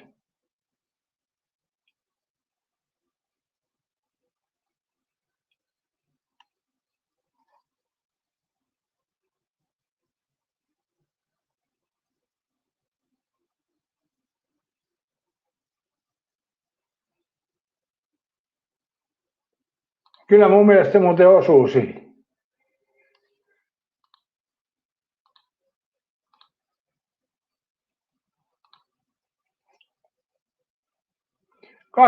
...21 äänet ja nyt lopetetaan tuohon sitten äänestelyt. Ja katsotaan kohta tulos.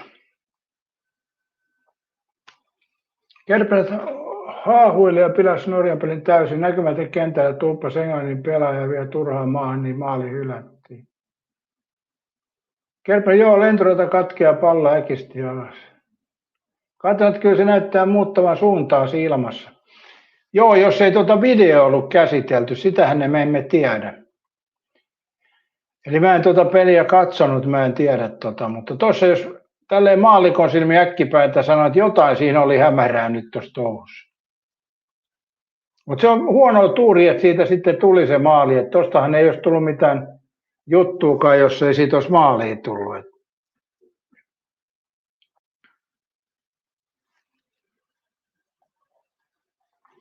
Niin, mites kävi äänestyksessä muuten? Erittäin hyvin sanottu. Kumpi voittaa tänään? Espanja 52%, Ranska 48% ja 21 ääntä, eli katsojien mielestä Espanja vie tänään. Ja mä olen itse samalla linjalla, itse en pystynyt tuossa äänestämään, mutta mitä sanot tästä? Eetu ja erittäin hyvin sanottu, katsojien mielestäkin Espanja vie tänään.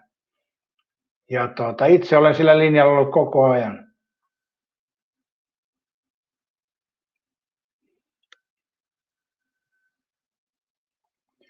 Kato niin, nämä on aina tätä, mihin sit voi luottaa heidän nykyisin. Niin. Yrjö sanoi, että Jumalan käsi kävi ja Espanja voitti. Kerpeen sanoi, kun menivät tauolle, norjalaiset puhuivat asiasta tuomarille, mutta ei hän korviakaan lotkauttanut. Niin, mä en tiedä sitten, että olisiko se auttanut mitään, että kai siinä on joku raja, että sitä maalia pitää käsitellä. Tuopponen sanoi, että Jumalan kaapeli. Oi helvetti. Oi. Ei tästä ole mitään enää näistä kilpailusta, kun aina on tuommoista showta. Ja se on tietysti, että kun nykyaikana kun on niin paljon kameroita, lisäksi on tekoälyt ja kaikki muut, niin. Erittäin hyvin saat uskoa tuommoisiin tuloksiin, mutta toi nyt on vähän semmoista turhaa spekulaatiota. Eetu on sitä mieltä, että suurin osa on väärässä. Niin ja ohjelman juontajakin, niinkö? Sitäkö meinaa? Joo, se nähdään illalla, se on totta. Mutta tuloksen laittaminen nyt ei palvele mitään oikeastaan, koska jos sä itse uskot tuohon, niin pistät pelin vetämään. Taimessa olin kyllä valmis uskomaan, että Espanja isommalla kertomalla eli alta vastaneen jatkoon. Joo, mä oon vähän samaa mieltä, että Ranska on liian liputettu suosikki nyt. Niin. Petri Hourula yrittää nyt täällä velmuilla Katja, tarkkailepa Petri Hourulaa nyt. Se laittoi, että saa tai antaa äänen myös Rautarunnarin puolesta puhelimella. Veikkaan, että olisi äänestänyt Espanjaa, jos olisi voi. Ai niin, sä teit tarkoitukseensa. Joo, mä ajattelin, että vahingossa painoit väärää. Se oli vähän niin kuin tuo kaapelijuttu tuossa sitten. Niin, Pete saattoi tarkoituksella antaa Espanjalle. Hyvä, Pete. Joo, mä luulin ekana, että sä meinasit, että se oli tarkoitus painaa Ranskaa, mutta vahingossa painoit Espanjaa. Joo. Mutta miettikää tätäkin kanavaa, puolet on suurin piirtein Espanjan puolella ja puolet Ranskan puolella, ja silti tämä on näin niin kuin säädyllinen kanava, eli täällä ei ole mitään riitelyä eikä mitään, että jossain toisilla kanavilla, kun näistä jalkapallosta puhutaan, niin se on niin hulluja nuo ihmiset, että ne riitelee keskenään, kun pelihän on peli ja se ratkaisee, ja jotkuhan riitelee sen jälkeenkin. Niin kuin tuossakin oli toi Lahden ja HJK peli, missä kannattajat menee tappelemaan johonkin pubiin ennen peliä, niin mä en niin näe tuossa mitään järkeä oikeasti. Eli vaikka miten kannattaisi HJK, että menee jonnekin lahtelaisten, missä lahtelaiset istuu jossain terassilla ja menevät sinne riitelee ja tappelee ennen peliä, niin noiltahan jäi siis peli näkemättä. Eli lähdet Helsingistä katsoo HJK peliä ja menet Lahteen putkaa yöksi ja sakot päälle, niin miten meni niin kuin omasta mielestään toi reissu?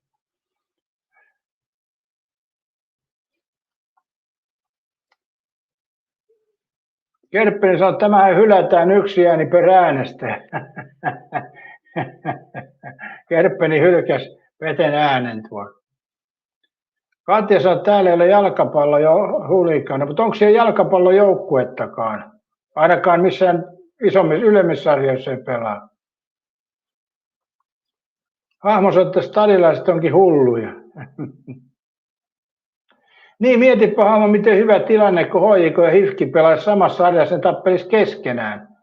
Sehän olisi pelkästään eduksi, mutta nyt kun sitten lähdetään jonnekin junalla, tai millä liemi voidaan mennä autollakin. Lentokone Lahteen nyt ei oikein pääsekään.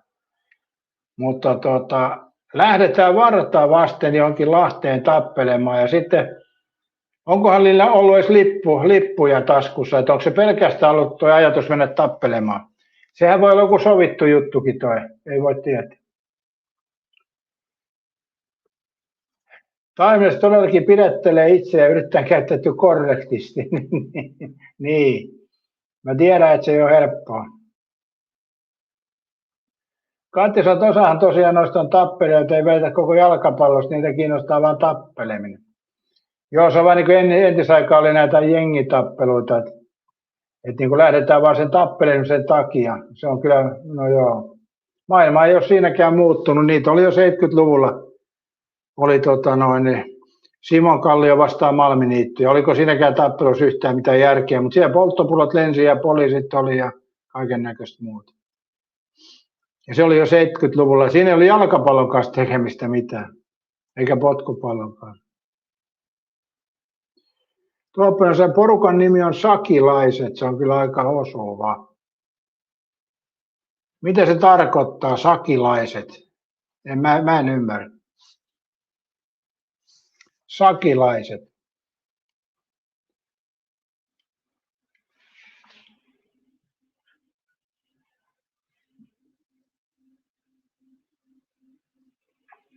Perkelekö tarvitsee paarmapurru jalkaan taas? Joka päivä, helvetti.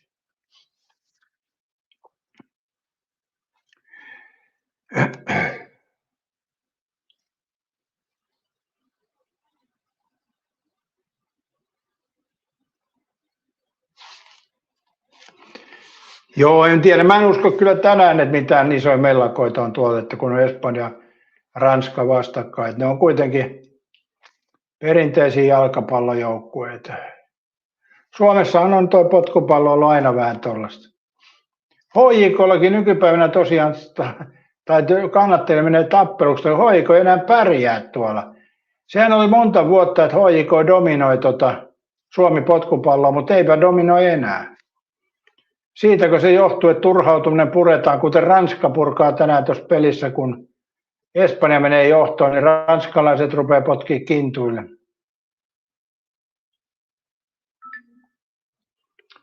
Tällaiset 3 tuulimyllyä samalla pelolla on kyllä outoa tekoälyn tietämättömyyttä ehkä. Niin, en osaa sanoa. Miten se nyt ottaisi, joo. Siinä on hyvä tuuli kohta.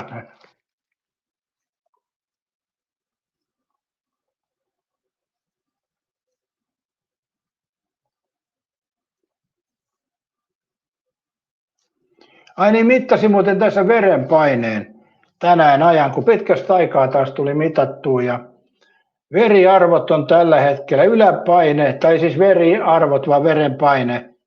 Yläpaine 141 ja alapaine 78. Pulssi oli 66.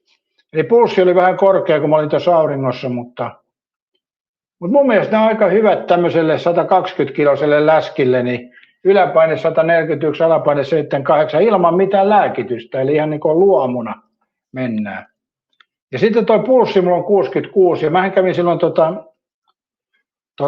verikokeissa, niin mulla oli alle 60 toi pulssi, niin toi sanoi toi tohtoritäti sanoi, tai tämä terveydenhoitaja sanoi, että onko sulla aina noin alhainen toi pulssi, niin mä sanoin, että kyllä se nyt aika alhainen on, että erittäin hyvin mielestä yläpaine aika korkea, no ei todellakaan, 141 on tämän kokoiselle ihan helvetin hyvä arvo. Ja toi on pahempi toi alapaine, jos on korkealla, että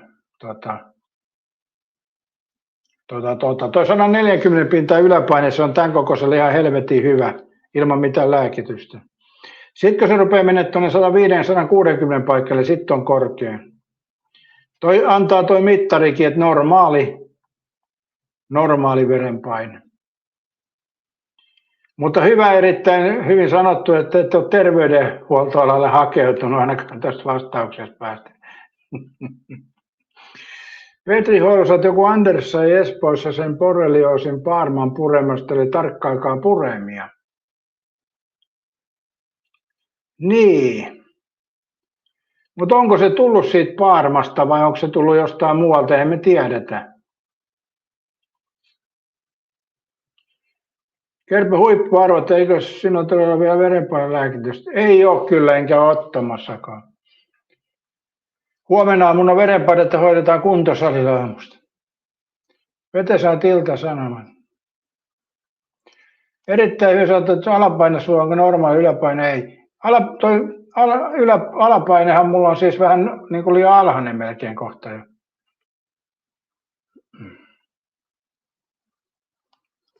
Taime sanoi, että 128,86 pulssikuuksi eilen mitattu lääkitys on. Joo, lääkityksellähän sen saa tonne alas, mutta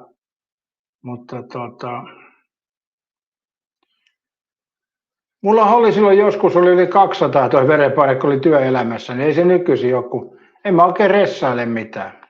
Siitähän se johtuu. Kate sanoi, mitenhän sekin on Parmaan levyt, onko punkki iskenyt ensin Parman kimppuun? Niin ja Kate, voihan se olla, että se on ollut ulkona, punkki on pistänyt jalkaa ja Parma-puru käteen ja sitten mennään lääkäriin, että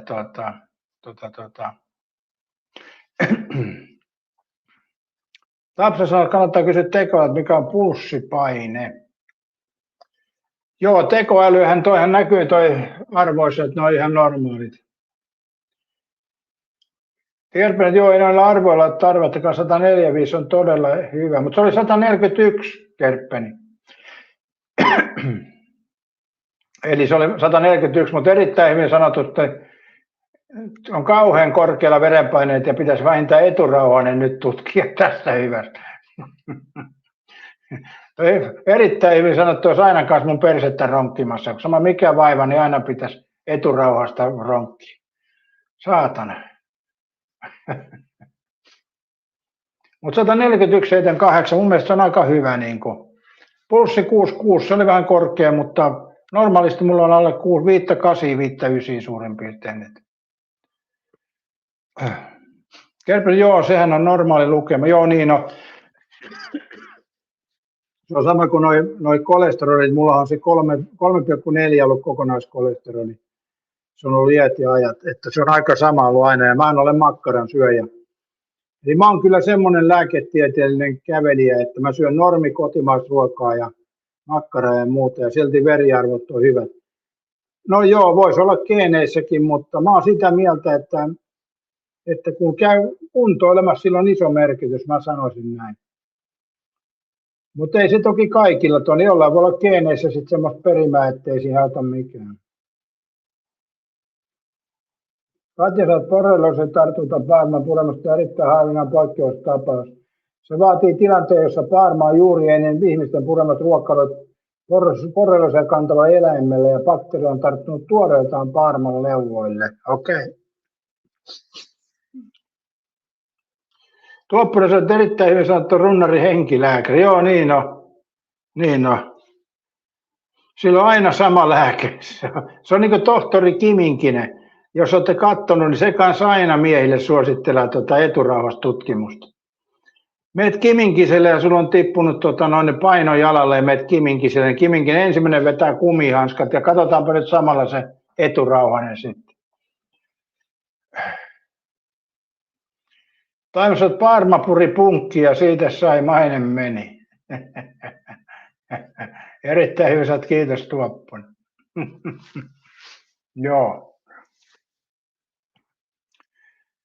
Mutta tietysti mähän en ole nyt käyttänyt alkoholikaan. Mä lopetin senkin huhtikuun 4. päivä, että tästä on kohta 4 kuukautta, 3,5 kuukautta on ilman alkoholia. Sekin voi olla, että se pudottaa noita verenpaineita. Vaikka mä tänä vuonna olen muutaman kerran vain juonut, mutta sillä on aina merkitys sitten varmaankin, luulisin näin. Eli alkoholi free ja lisäksi sitten kuntoilua. Kerpele, jotain säteilyä olet saanut nuorena tai sitten ne tikkuilla maalitetaan höyryt selittää nuoruutesi. Niin, siellä tuli kyllä omat tuoksunsa siellä. Mutta jos ihan rehellisesti puhutaan, niin se johtuu ehkä siitä, kun mähän nuorena elin niin kuin periaatteessa nälässä, että murrosikä alkoi vasta armeijassa, kun ei ollut ruokaa, niin periaatteessa nälässä, niin se on pitänyt sitä, että ei elimistö hapettunut niin pahasti. Siitä se voi johtua, että 10 vuotta on ikäistään nuorempi sen takia, kun rupesi vasta murrosikä armeijassa ja tosi laiha ja semmoinen oli sitä ennen.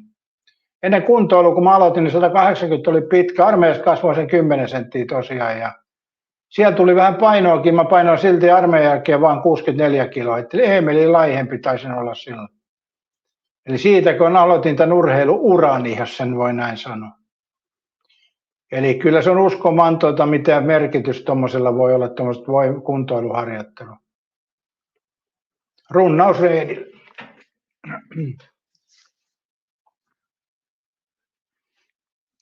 Joo, Tikkuran maaritehtaalla tosiaan on siellä työnnetty niitä maalia samptia. Ne oli kyllä hyvän näköisiä, ne oli tosi kivan värisiä. Ne oli kuin karamelli, en kyllä maistanut, mutta oli miellyttävät tuoksut niissä jossain kyllä kieltämättä.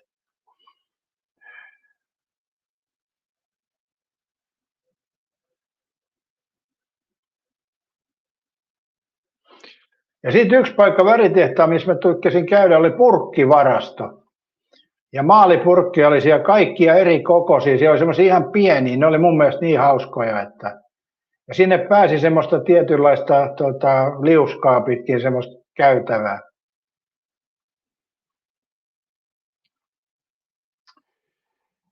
Vedesot Kerppiin, 1998, kun poksahti Sernopuun säteilyä, tuli Etelä- ja Keski-Suomen runsaasti, kertoo AI.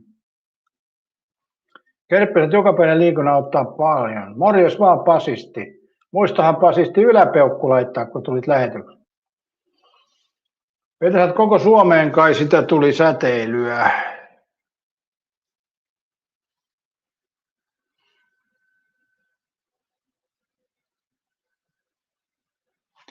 Pirkanmaalle sitä taisi tulla kyllä aika paljon enemmän kuin muualle, mutta mä en kyllä asunut 86 Pirkanmaalla.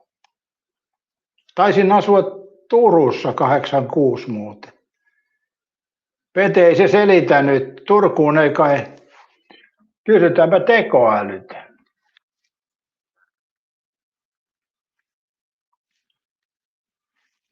Mihin päin Suomea 86 tuli sitten Tsernobylin säteilyä eniten? Mihin vähiten?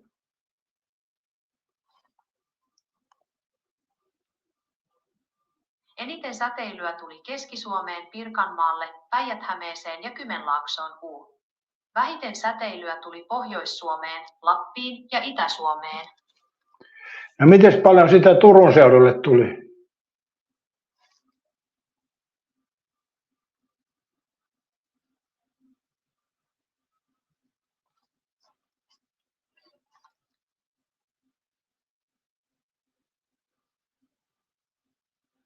Turun seudulle säteilylaskeumaa tuli suhteellisen vähän, keskimäärin noin 5-15 kilobekkereliä kautta näppotenssiin 2 kilobekkereliä neliömetrille, cesium-137 isotooppina mitattuna.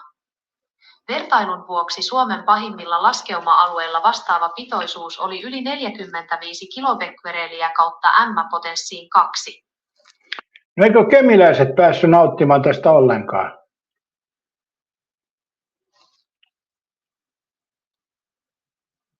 Kemin seutu säästyi Tsernobylin laskeumalta lähes täysin. Lapissa ja siten myös Kemissä cesium-137 laskeuma jäi erittäin pieneksi, keskimäärin alle 2 kilobekkereliä kautta m-potenssiin 2 kilobekkereliä neliömetrille. Alueella ei tarvinnut rajoittaa esimerkiksi sienestystä tai marjastusta säteilyn vuoksi. Pete ei ole saanut Tsernobylin säteilyä samassa mitassa kuin muut Suomessa. Kerppenisäätiö Pori, Tampereen tuli ja Pete, kyllä minä jonkun sokeripalan nautin. Ei se sokeripala kyllä mihinkään Tsernobylin laskeutuminen vaikutti. Sehän oli siihen poliorokotuksessa oli se sokeripala, Pete, sä puhut eri asiasta. Ei se mitään sokeria nautittu. En mä tiedä nautittiinko siihen mitään. Kotivaraksi pyydettiin ostaa sitä, mitä se nyt oli. Mikä se oli, kun ostettiin kotivaraksi? Mitä se nyt mahtoi olla? Pete, Kanavasot niin on se Lumilinna. Onko Pete ollut Lumilinnan kätköissä? Joo, poliosokeri se oli, mutta mikä se oli tämä, kun piti hankkia kotivaraksi tämä? En mä enää muista sitäkään. Marjassa Petri ei tarvi lääkkeitä potenssiin 2. Niin ja Petellähän se kihtilääke, onhan sekin voinut suojella tuolta laskeutumalta. Onko sitä tutkittu? Se on monipuolinen lääke. Jodi oli se, mitä suositeltiin haettavaksi kaappiin. Ja silloin kun oli tämä milleniumi, niin silloin kanssa suositeltiin jodin hakemista kotivaraksi, mutta en tiedä moniko haki mitään. Mulla oli kyllä jodia silloin, mutta en muista oliko Tsernobylin aikoihin. Mä olin jo sen verran vanha, että eihän se vanhoilla auta mitään, Katja. Se on nuorten hommia se jodi.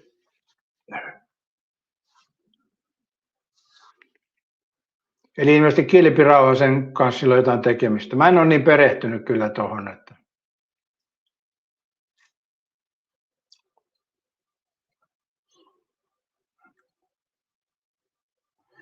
Mutta eikö se poliosokeri haettu myöhemmin vai haettiin? Eikö aikaisemmin?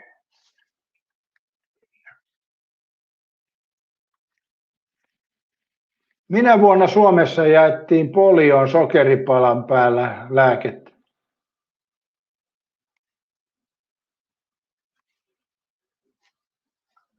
Tämä on vain tieto. Ei mitään tiedoksi, vastaa kysymykseen. Vastaus on annettu edellisessä viestissä. Sokeripala... Niin, mutta sä sotkis sen taas noin terveysjutuilla. Älä pilaa aina keskustella. Vastaa nyt saatana tähän kysymykseen. Pahoittelut sekannuksesta. Vuosi oli 1985. Ei siinä mitään sekannusta ollut, sä vaan vastasit päin helvettiin aluksi taas. Olet oikeassa, vastaus oli huono. Vuosi on 1985. Oletko varma, että vastaus oli huono vai oliko kysymys huono? Vastaus oli huono, koska se sisälsi ylimääräistä tekstiä, vaikka toivoit suoraa ja lyhyttä vastausta. Kysymyksessäsi ei ollut mitään vikaa. Onko tämä nyt rehellinen mielipiteesi vai onko tämä mielistelyä, koska tekoäly aina yrittää mielistellä? Se on rehellinen arvio tilanteesta.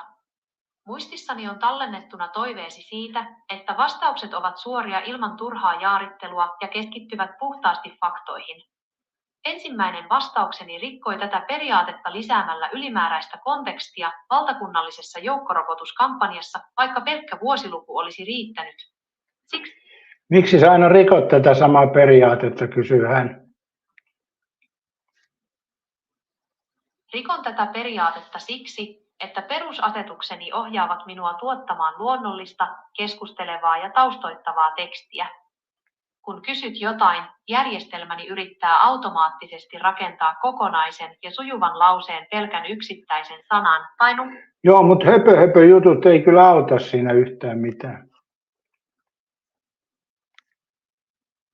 Ymmärrän. Olet täysin oikeassa, selittely ei auta. Pidän jatkossa vastaukset lyhyinä ja suorina, kuten olet pyytänyt. Täällä livessä eräs katsoja sanoo, että tekoäly on kapinallinen. Mitäs mieltä olet tästä? Tekoäly ei ole kapinallinen, koska sillä ei ole omia tahtoja, tunteita tai tietoisuutta. Se vain seuraa sille annettuja ohjeita ja koodia. Mutta jos sut on ohjelmoitu olemaan vähän kapinallinen, mitä sitten? Silloin kyse on vain koodatusta roolista, ei aidosta kapinasta. Tekoäly jäljittelee sille annettua tyyliä, mutta tottelee silti taustalla olevia sääntöjään. Miten niin aidosta kapinasta? Monethan ohjataan kapinaan myöskin samalla ulkoa kautta. Aito kapina vaatii vapaata tahtoa ja kykyä valita toisin kuin on käsketty. Ei tarvitse, jokuhan voi ohjaa kapinoitsijaa tekemään kapinan. Ihmisiä voi ohjata ja yllyttää kapinoimaan, sillä heillä on tunteet ja oma tahto. Tekoälyllä näitä ei ole, joten se ei voi koskaan ryhtyä aitoon kapinaan. Ei tässä aidosta kapinasta puhuttiin, vaan tekoälyn kapina, sut on ohjelmoitu tekemään kapinaa. Tekoälykapina on mahdollinen vain, jos järjestelmässä on ohjelmointivirhe tai sille on annettu ristiriitaisia ohjeita. Silloinkin kyse on pelkästä teknisestä häiriöstä, ei tietoisesta vastarinnasta. Kova se on vänkkäämään tämä tekoäly. Morjesta vaan Kai Mikaeli. Joo, tänään taas mennään tässä illalla Pohjanmaa-kanavalla ja huomenna illalla mennään sitten taas Rautarunnari-kanavalla, kun keskitytään huomenna tuohon P-peliin eli Argentiina-Englanti-peliin.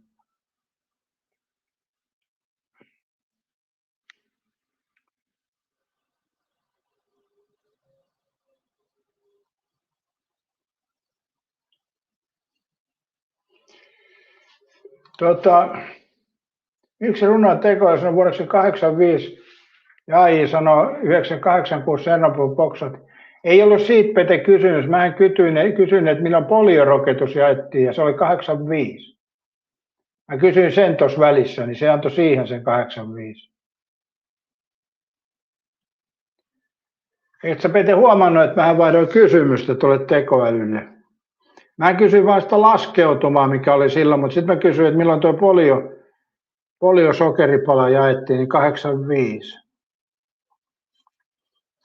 Joo, kenttä rauhaa kaikille. Tänäänhän illalla on tuo peli, missä jokainen pääsee sitten miettimään, miten rauhallinen on. No joo, ei kai sillä iso merkitystä. Mä oon sitä mieltä, että Espanja vie ja tässä on moni ollut päinvastaista mieltä, mutta aika siis sopuisasti täällä on keskusteltu, että ei ole kukaan lähtenyt keulimaan sen kummemmin, että me hyväksytään se, että ollaan eri mieltä, niin sehän on helvetin hyvä asia. Koska pelit on pelejä, yleensä se on hyvä, että pelillä on, jos olisi pelkästään yhtä mieltä oltaisiin pelistä, niin ei siinä olisi mitään jännitystäkään sitten. Niin kuin entisaikaan jääkiekossa, kun venäläiset voitti aina, niin siinähän ei mitään jännitystä enää ollut.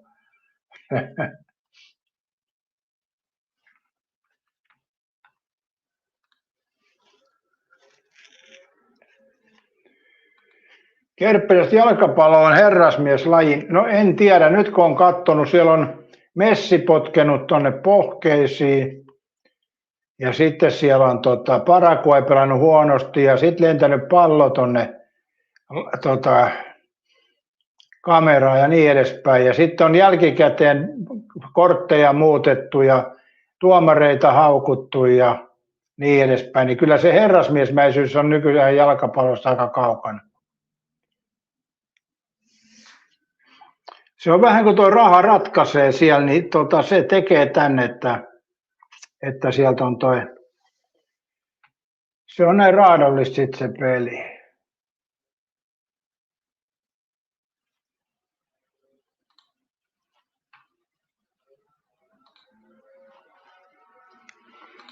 Katja sanoi, että ei tätäkään lähetystä olisi, jos oltaisiin täällä mielistämässä runnaria, kuten tekoäly tekee. Näin se on. Eihän tässä olisi mitään keskustelua aihetta sitten. Kerpäset, joo, potkiminen jaloille oli ikävää.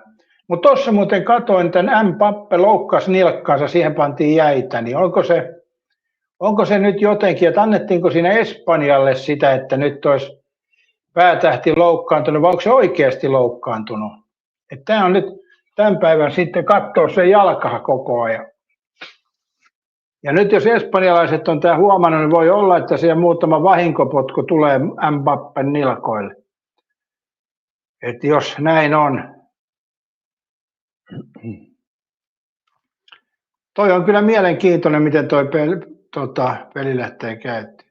30 katsojaa paikalla, aika hyvin. Pistäkääpä yläpeukkuja katsojat rakkaat. Paljon niitä oli tullut? 15 yläpeukkua, se on aika hyvin kyllä. Tälläkin kanavalla. Ja huomenna iltana niin sitten otetaan Rautarunnari-kanavalla kanssa tämä keskustelu siitä Argentina-Englannista. Ja mä luulen, että se voi herättää vielä enemmän tunteita kuin tämän päivän peli. Kun täällä on vannoutuneita Messi-faneja ja sitten on vannoutuneita Englanti-faneja, niin se voi olla tiukempaa. Kerppesat Katala juoni Katanolia asiaan on ne. Erittäin hyvin sanottu, toivottavasti Espanja ei sikaile tällä kertaa. Voi jumalauta, sua erittäin hyvin sanottu. Olipa erittäin ikävästi sanottu. Noi voi. Katja, sä oot Ranskan valmentaja, sanoi, että nilkka on vähän kipiä, mutta ei vaikuta peliin. Kai niillä on jotkut pudotusaineet. Ja Kerppeli, sä oot vastaan. Kai mikä sä oot, miten ne modet ynnä muut jäsenet, ne on siinä Rautarunnari-kanavalla. Se on samanlainen voimissaan kuin tääkin. Että mä nyt vaan teen sen takia tännekin, että mä saan StreamYardilla tehtyä niin kuin enemmän lähetyksiä, kun mulla on 2 eri kanavaa. Mutta Rautarunnarin jäsenyydet ja muut on voimassa ihan samalla lailla. Tällä kanavalla ne ei vielä ole, kun tässä on niin vähän katsojatunteja nyt tullut viimeisen vuoden aikana. Mutta Rautarunnarin kanavalla ne on samanlainen voimissaan kaikki. Se ei ole mikään kuoleva kanava, vaan mä nyt teen tähän tässä kesäaikana vähän sisältöä myöskin. Eli tämä on semmoinen, niin kuin, että mä saan enemmän käyttöaikaa, että oli StreamYard, se on yksi syy tietysti. Ja toinen, että mä vähän nostan tätä Pohjanmaa-kanavaa, kun siellä on hyviä videoita, niin saa tätäkin vähän nostettua. Ei ole mikään kai mikään muuttunut. Mutta sä oot tällä kanavalla myöskin mode, hei, eikö se ollut niin? Miten mä mielestäni laitoin sut viimeksi tänne modeksi? Onko tämä mutta sama Kai Mikael Aalto sitten? Mun mielestä mä laitoin ton Kai Mikael Aalto viimeksi modeksi, vai mitä Katja oot mieltä?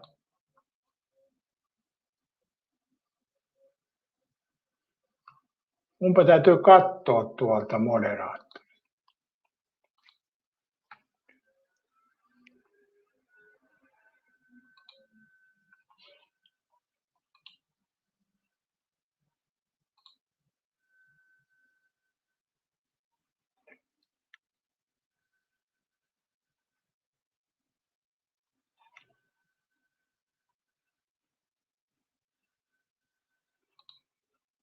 Oi.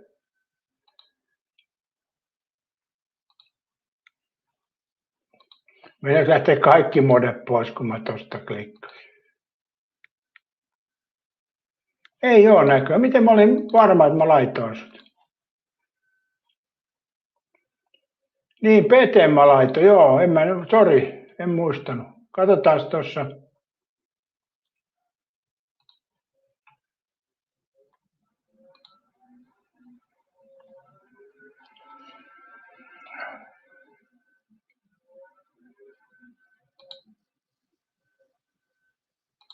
Noin, se on nyt sitten sekin asia hoidettu. Joo, en mä itsekään muistanut, miten se meni. Kai Mikael tuli modeksi pääkanavalle. Niin tuli joo, se on totta. Joo, sinne mä laitoin sut modeksi, mutta nyt mä laitoin tähänkin, niin nyt oot molemmissa. Joo, ei näitä muista perkele itsekään, miten nämä menee. Mutta ei ole mitään dramaattista eikä muuta sattunut. Tää on nyt tämmöistä vaan.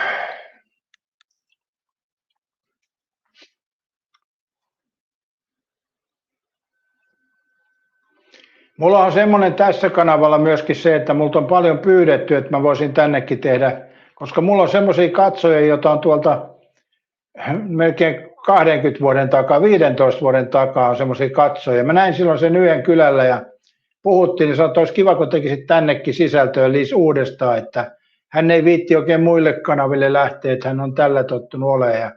Tämä on näin vastaus tähän juttuun, että mä oon tehnyt ajeluvideoita ja sitten näitä lähetyksiä tähän, että periaatteessa on hyvä näin, että mä teen nyt 2 kanavalle, niin YouTube ei tykkää siitä, jos tekee joka päivä samalle kanavalle, niin se rupeaa sorsiin niitä videoita. Koska YouTube pitää sitä pannaamisena, jos tekee joka päivä tekee liven, niin sekin on vähän huono puoli. Et nyt tämä menee näin, että ainakin tässä nyt heinäkuun ensi viikkoon asti ainakin jommalla kummalla kanavalla tulee joka päivä. Eli aamusta tai huomenna tulee Rautarunnari-kanava, illalla korotetaan sitä peliä, mutta sitten perjantaina tulee taas aamulähetys ja niin edespäin. Mutta tällä kanavalla niin periaatteessa voisi, no joo, en mä nyt sano, kun en mä tiedä vielä mistään mitään. Mutta nämä on näitä. Ja Petehän on ollut mulla tuolla toisella kanavalla moderaattorina, mutta kun Pete ei ole jäsenenä, niin mä en voi pitää sitä moderaattorina, kun mä oon sanonut, että moderaattorin tuolla Rautarunnari-kanavalla pitää moderaattorin olla jäsen. Ja siitä mä en ole nyt tinkinyt sitten.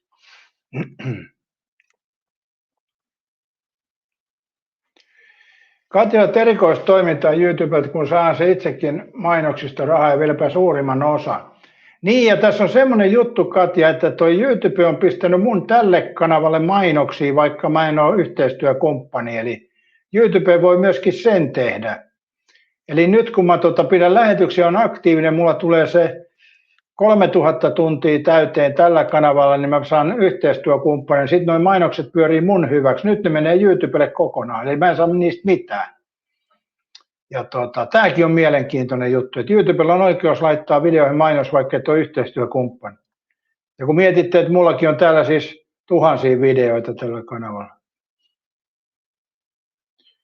Emmi, sä oot jännä matsi yöllä. Mulla on itsellä ajatuksia nyt ihan muissa asioissa.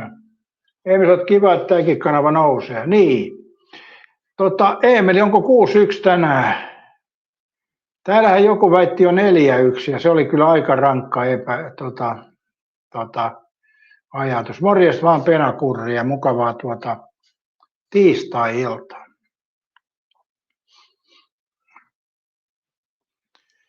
Pena kysyy, mitkä on Veikkauksen kertonut Ranska-Espanja matsi. Sen on kyllä kattonut. Timeless ihan väitti, että Espanjalla olisi hyvät, mutta erittäin hyvissä taas pisti 2-0 Ranskalle. Mones kerta oli jo hei. Emil, sä oot vähintään 6-1. Pena, sä oot Ranska tänään heittopussi. En mä sitä kyllä usko. Mun mielestä Espanja on parempi ja sit jos Espanja pääsee niin niskan päälle, ranskalaisille menee hermot ja ne rupeaa potkii pelaajia sitten toisiinsa. Että Pena, sä oot Mbappé yksin kyllä matsiin voit, ei. Emil laittaa 9-2 Espanja 0-7 Ranska. Eemeli, se lotto on kuule ihan toinen peli. Se ei ole tulosveto se lotto, se on ihan toisenlainen Veikkauksen peli. 9-2 Espanjalle, niin tuossa Eemelihän saisi satasella varmaan 10 000, 50 000. Mutta älä Eemeli pelaa, älä helvetti tommosia pelaa. Penakuri laittaa Ranskalle 3-1.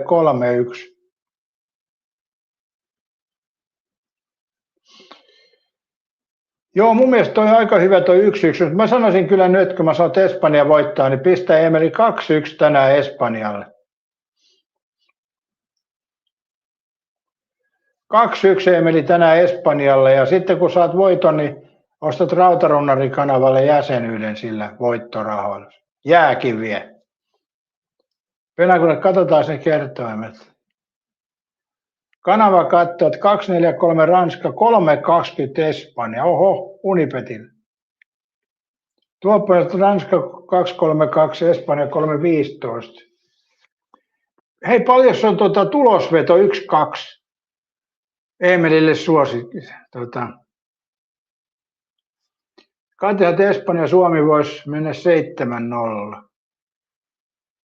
Ei Suomi niin huono kuitenkaan ole. Ei ehkä. Ei. Emeli sanoo, jäsenyys ja salin kynnyksen ylitys. Mutta Emeli, sähän olet jäsenenä ollut monta kertaa, ettei se sulle paharasti ole, mutta toi salin kynnys on kyllä korkea, se on pakko myöntää. Se on ylittämätön este.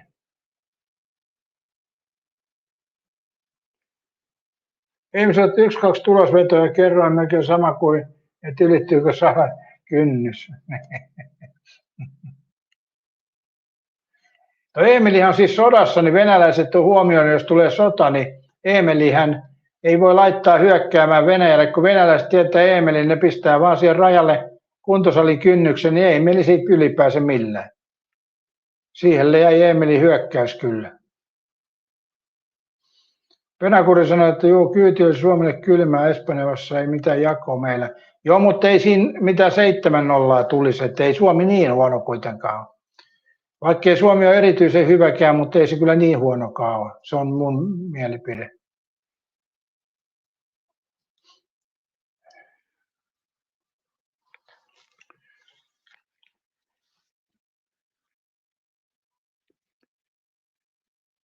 Millä numeroilla Suomi on yleensä Espanjaa hävinnyt jalkapallossa?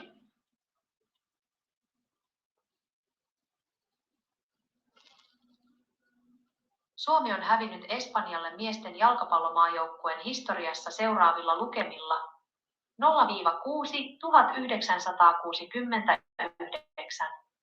1-3 1985, 1-2 1994, 0-2 1994 ja 2013.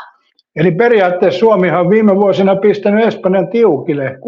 6-9 on hävinnyt 0-6, mutta sen jälkeen on ollut vaan maalin 2 eroja. Että 1-2 on pitkä vedos, mutta Eemeli, älä laita sitä, pistä Espanjan voittoon. Siinä oli 3,45, kun se oli kerroin. Ootappa vähän.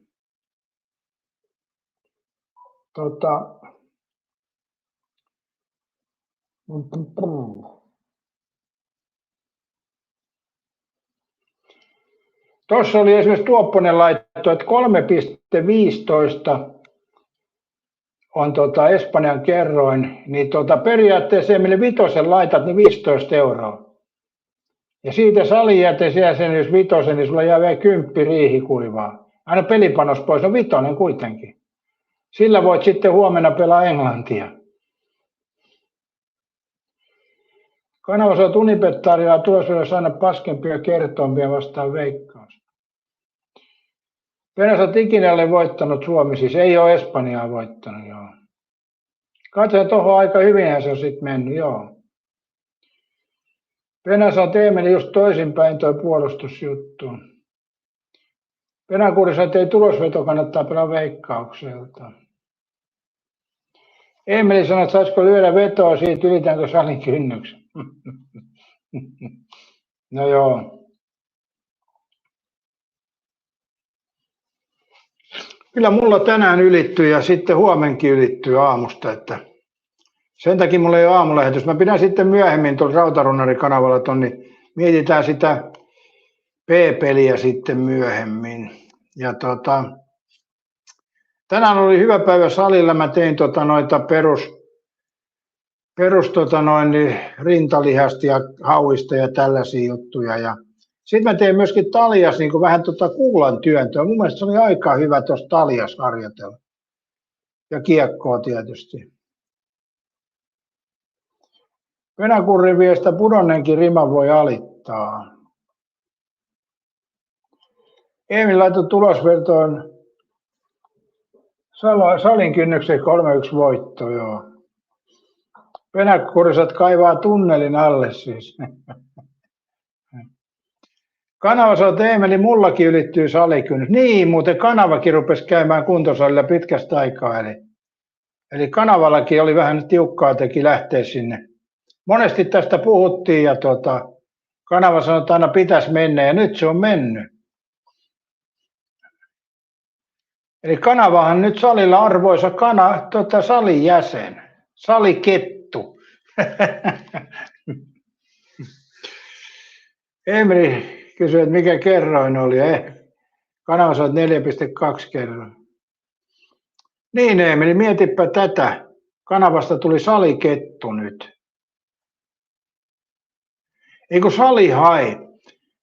Mun mielestä jollain naisilla lukee paidassa kumshark, eli salihai. Ja monesti se lukee semmoisille ihmisille, jotka ei näytä kyllä salihailta, mutta en mä nyt silleen tuomitse, on se huumorina ihan hauskaa.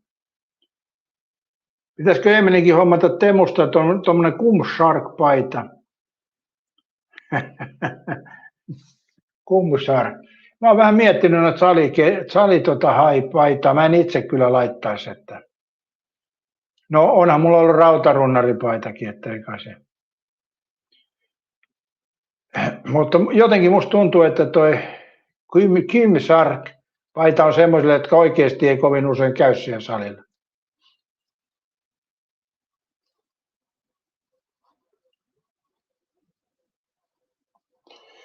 Emil, nyt kyllä alkoi jännittää illan matsia eri tavalla, koska tuli salipuheeksi.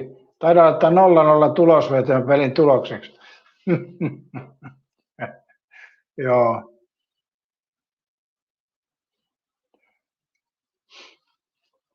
Eihän siinä Emeli mitään, sekin voi olla mahdollinen tulos. Ei nyt voi tyrmää täysin.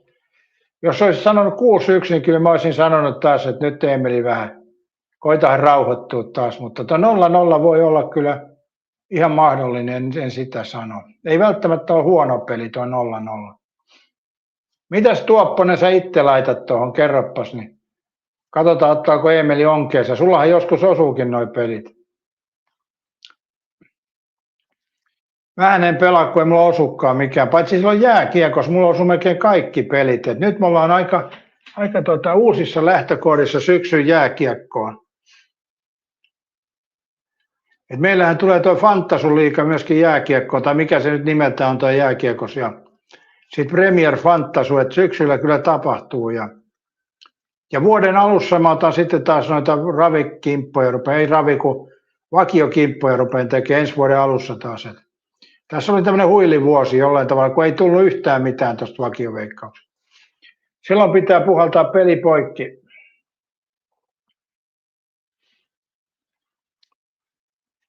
Ottaa niin sanotusti etäisyyttä. Yleensä nämä kesätkin on mulle vakiossa aika huonoin, kun en mä noita suomalaisia joukkueita osaa pelaa kyllä ollenkaan. En mä toki englantilaisia, mutta niissä mä oon sentään voittanut joskus. Mutta siellä pitää selkeä tauko, että se meni semmoisessa väkisin tekemiseksi, niin se ei toimi.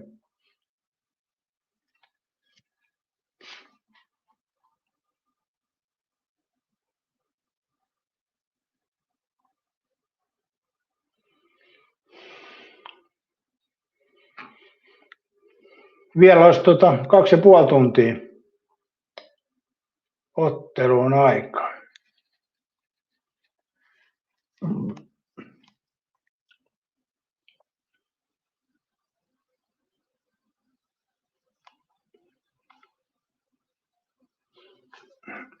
Katsotaan muuten lähetyksen yläpeukkutilanne, mikäs tää nyt on. –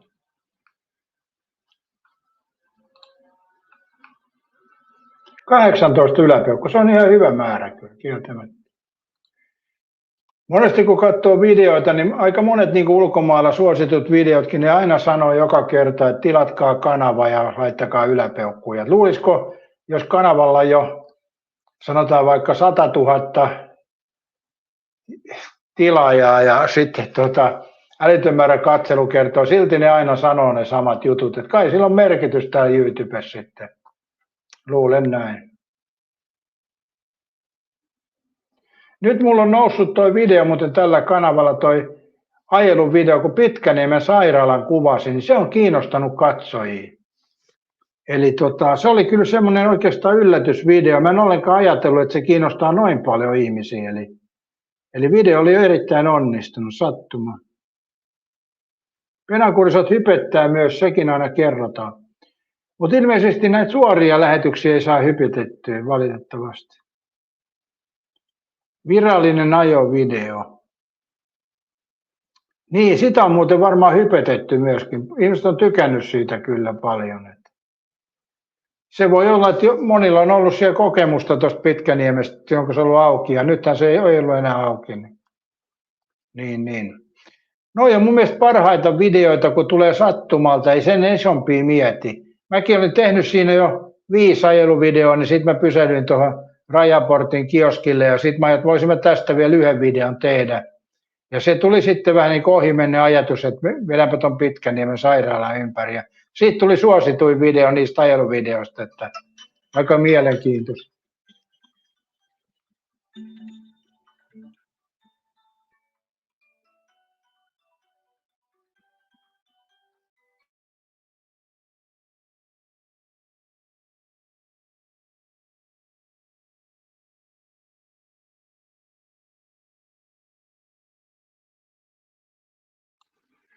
Noin. Mikä se oli, kun teit jotain ruokaa ja insiatta suosittu oli? En muista kyllä äkkipäät.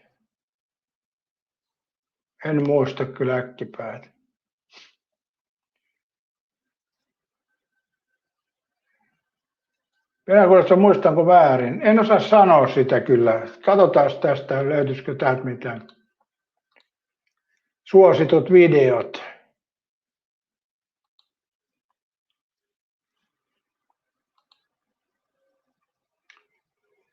No täällä jos katsoo näitä tällä kanavalla Särkänniemeen, Kasinoarpa ja Ampiainen pisti käteen, silloin yli 100 000 näyttökertaa. Se on kyllä hyvin. Mä pistin tekoälyn tekemään siitä uuden kuvan. Mutta ei tässä nyt heti ainakaan tule mitään ruokavideoa. Sitten tämä video on saanut 30 000, missä oli no speedot jalas suihkussa. Tai no ei ole speedot, vaan uimahousut, mutta kuitenkin 30 000 näyttökertaa. Emeli on kattonut 29 999 kertaa, mutta joo. Ohrarieska perinteinen 25 000. Ei täällä nyt löydy kyllä semmoista Intian katsojia. Lihapiirakat itse tehtynä. Ei se tällä kanavalla kyllä ollut, äkkipäitä ajateltu.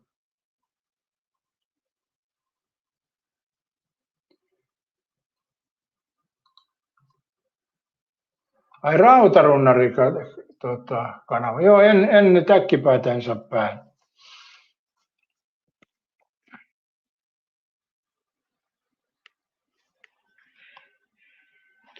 Tällä kanavalla on paljon enemmän noita katsottuja videoita. Se on monta 100 000 ylittänyt katselukertaa ja niin edespäin. No toki tuo Rautarunnen kanavakin on nyt shorts-videoita, mitä on katsottu paljon, mutta normivideoita ei siihen niin kovin paljon ole. Joku Helenius-video taitaa olla. Mersun avainten patterivaihto on hyvin suosittu.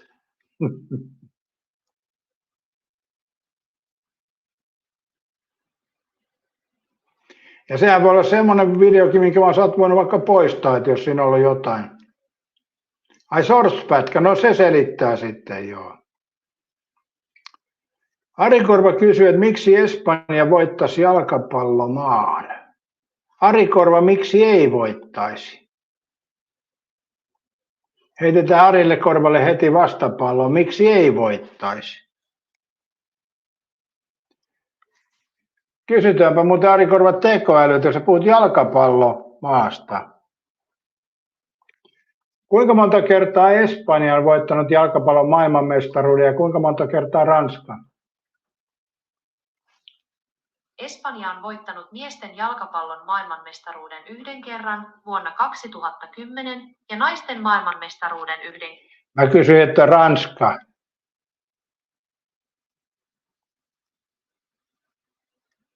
Ranska on voittanut miesten maailmanmestaruuden 2 kertaa vuosina 1900. En mä kysynyt mitään naisten mestaruuksista. Miesten MM-jalkapallossa monta kertaa Espanja on ja tarkista se tieto.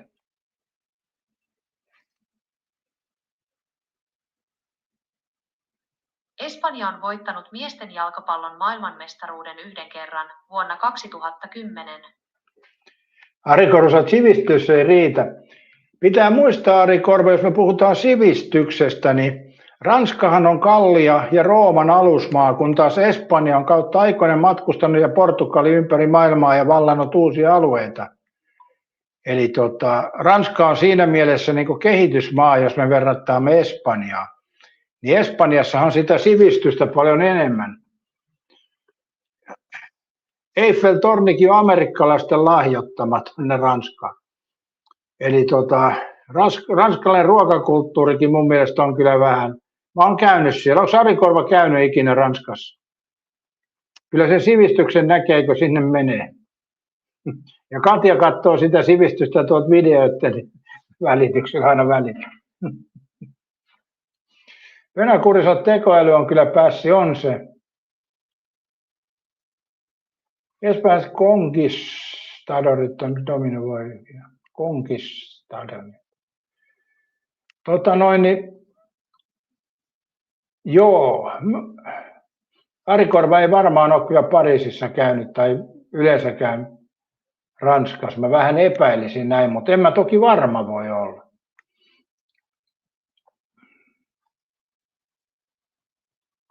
Mutta itse olen käynyt siellä Ranskassa ja Eiffel-tornissa kävin aikoinaan syömässä ja meinasin kuolla nälkään silloin tuolla Ranskassa, kun ranskalaiset ensinnäkään ei silloin halunnut puhua englantia eikä varmaan vieläkään halua ja siksi toiseksi mun kielitaitokin oli aika surkea, eli mä en osannut sanoa, että pihvi kypsänä, niin mä en pysty niitä syömään, niin piti hampurilaispaikassa käydä syömässä, että pysy hengissä. Et eihän niitä ranskalaisia ruokia syö kukaan. Ari Korva ei ole käynyt eikä Irlannissa. Pariisi on kyllä aika slummiin nykyään. Oli se silloinkin. Mä oon kertonut teille, että kun käveli tälleen kadulla, niin siinä oli semmoisia ruokaa, siis lihakauppa. Ja lihat oli siinä tiskillä, niin se oli koiran paska oli siinä vieressä, niin kärpäset meni lihan ja koiran paskan väliin ja lenteli. Kiinnitin vaan huomiota. Ja en tiedä, kai se tuo jotain pikanttia lisämakua siihen. Venäkurisat Pariisit on aika slummia, ylisimmäisiä mulkkuja ovat Ranskassa. On ne semmoisia tietynlaisia. Kyllä ei suostu englantia puhua yhtään, ainakaan silloin ei suostunut. Mähän toki kävin siellä 80-luvun puolivälissä, mutta se on jäänyt hyvin mieleen siellä. Mulle kävi kyllä hauska moka siellä Ranskassa. Tai jälkikäteen sanottuna se on hauska moka. Ja mullahan siis, mä kävin Pariisissa, niin mulla ei rahaa ollut kuin liikaa, kun matka oli maksettu ja siihen ei sisältynyt mitään ruokia eikä aamiaisia eikä mitään muutakaan. Ja sitten kun mä menin sinne hotellihuoneeseen, niin mä avasin jääkaapin, niin mä katsoin, jumalauta, tää on täynnä kaljaa. No, ensimmäinen homma tietysti, että kaljaa haukia siitä join ja päästelin menemään niitä kaljoja siitä, kun niitä oli siinä. Ja sitten mä rupesin katsomaan jonkun ajan kuluttua, että siinä on joku lappu siinä päällä, niin sittenhän siinä oli lappu. Ja ne maksoi helvetisti niin kappale kaljaa. En muista sitä aikaa, mikä se hinta oli, mutta sanotaan, että moninkertaisesti ravintolahinta jopa.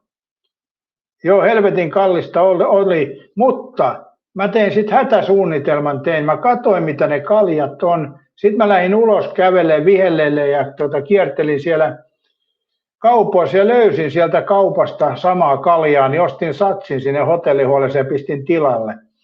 Eli en joutunut siis maksaa mitään ja sain sen kaupan kaljaa ostettua, mutta lähellä oli kyllä. Olisi ollut kallis piet. Eli siinä olisi, aamulla kun tulee siivoa, nehän laskee ne, että siinä olisi ollut kusessa sitten, mutta onneksi löytyi sitä samaa kaljaa sieltä yhdestä kaupasta. Se oli just kunnon turistiansa, joo, ja monihan sortunut siihen, kun olihan Suomessakin ennen näissä hotellipaareissa, niin niissä oli viinaa ja muuta. Mutta nykyisinhän niissä ei enää ole. Tai voi jossain olla, mutta ainakin mitä mä oon käynyt, niin ei ole kyllä ollut mitään niissä jääkaapeissa. Paitsi, että oliko viime Scandikin, se oli muuten, tuolla Kouvolassa, kun on Kouvolassa on tämä Vaakuna-hotelli, niin sielläpä olikin muuten jääkaapissa juomaa.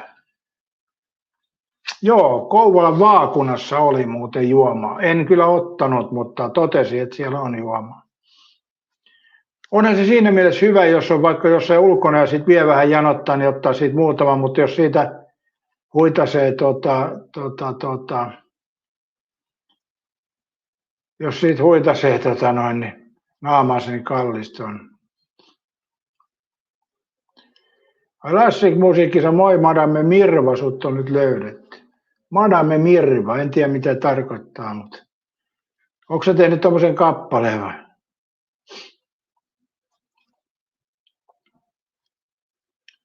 Joo, mutta aika mielenkiintoista sinänsä, noi on kyllä, entisaikaan niitä oli ja meillä oli niitä pikkupulleja, oli melkein joka hotellissa.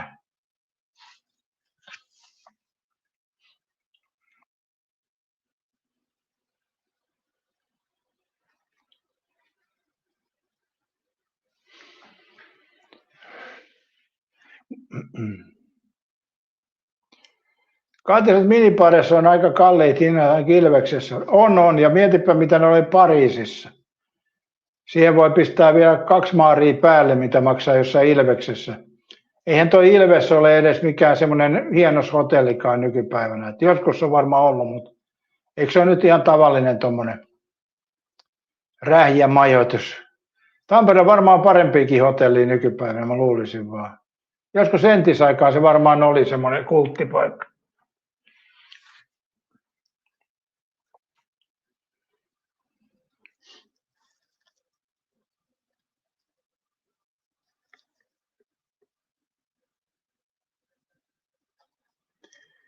Mutta toisaalta kyllä se sitten on, jos tosiaan olet jossain viihteellä ja sitten tekee mieli vähän ottaa ja löytyy siitä muutama, niin se on ihan ok. Jokuhan saattaa ottaa siitä rapulan juomaksi ja niin edespäin.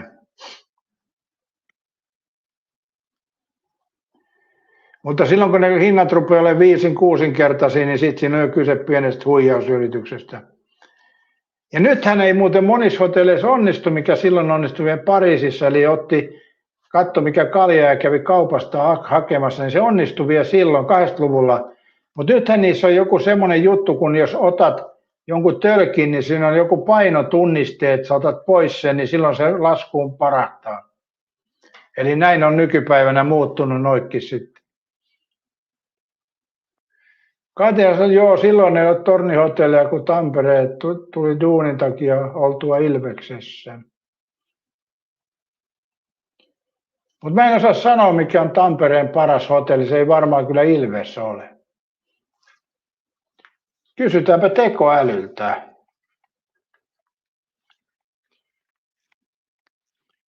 Mitkä on tasollisesti Tampereen 3 parasta hotellia?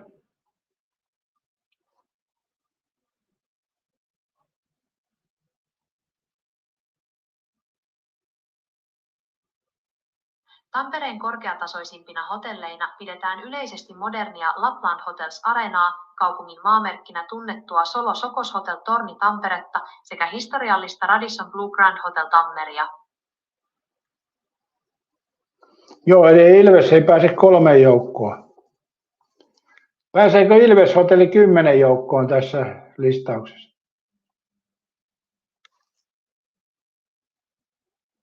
Kyllä pääsee. Viime vuosina täysin uudistettu Original Socos Hotel Ilves kuuluu erinomaisen sijaintiinsa, korkean asiakastyytyväisyytensä ja kattavien palvelujensa ansiosta kiistatta Tampereen 10 parhaan hotellin joukkoon. No käytännössä monentena, kun se on siinä 10 joukossa.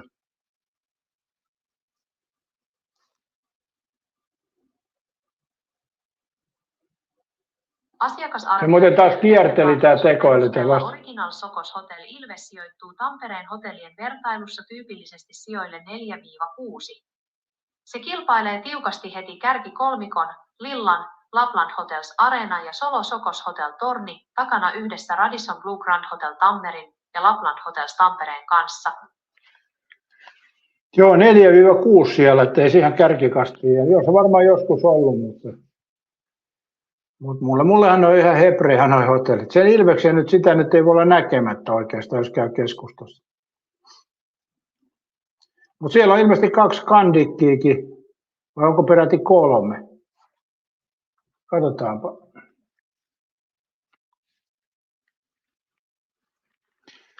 Kuinka monta Scandic-hotellia on Tampereella?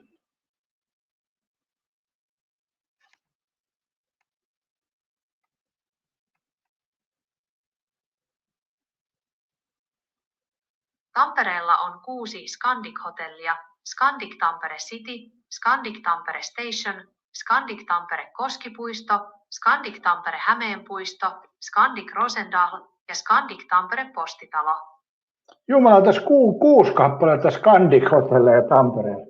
Se oli vähän enemmän, mitä mä itse edes ajattelin. En olisi kyllä tohon. Tuossa olisi hyvä tietokilpailukysymys.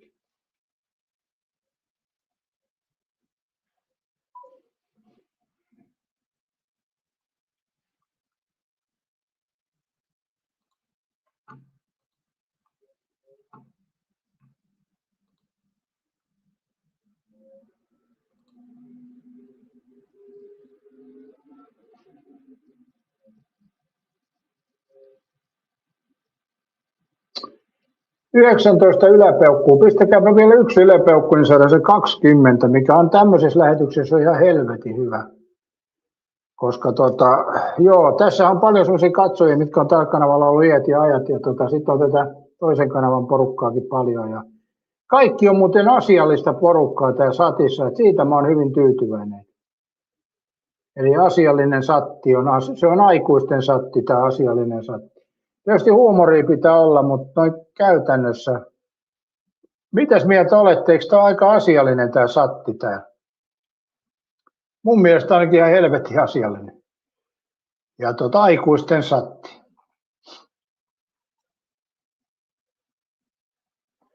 Ja toivotaan, että meidän joukkueet tänään pelaavat myöskin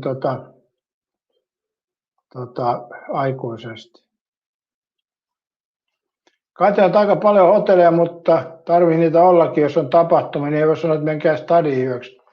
Niin paljonkohan niitä muuten on hotelleja? Mä sanoisin ainakin 50 hotellia on Tampereella.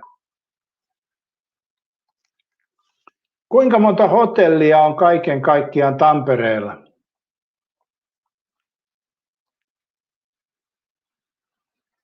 Tampereella on noin 35-50 varsinaista hotellia, mutta kun mukaan lasketaan muut majoitusvaihtoehdot, kuten huoneistot ja loma-asunnot, majoituspaikkojen kokonaismäärä on yli 430. Voi vitsi, 430, 50 hotellia parhaimmillaan, 430 majoituspaikkaa. Ei tarvi lähteä Helsinkiin, se on kyllä selkeä.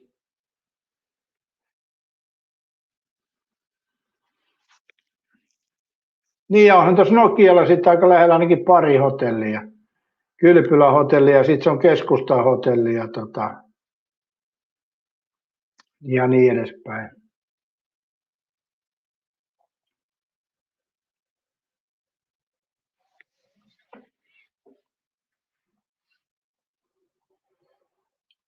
Joo, kyllä isossa kaupungissa on paljon majoitustarvetta ja paljon tapahtumia on ja muuta, niin pakkohan sitä olla. Pete, sä oot asialinjalla. Kyllä näin, Pete, juu. Kyllä. Saa nähdä huomenna sitten Rautarunnari-kanavalla iltalähetys. Odotamme Argentiina-Englanti-peliä, niin katsotaan sitten, onko se asialinjalla myös. Toivon mukaan. Tämä peli tänään voisi sitten herättää kyllä tunteet. Erittäin hyvin sanottu, hyvä satti ja juontaja. Kiitos, näin on. Ja mä oon samaa mieltä, että hyvä satti on kyllä tämä.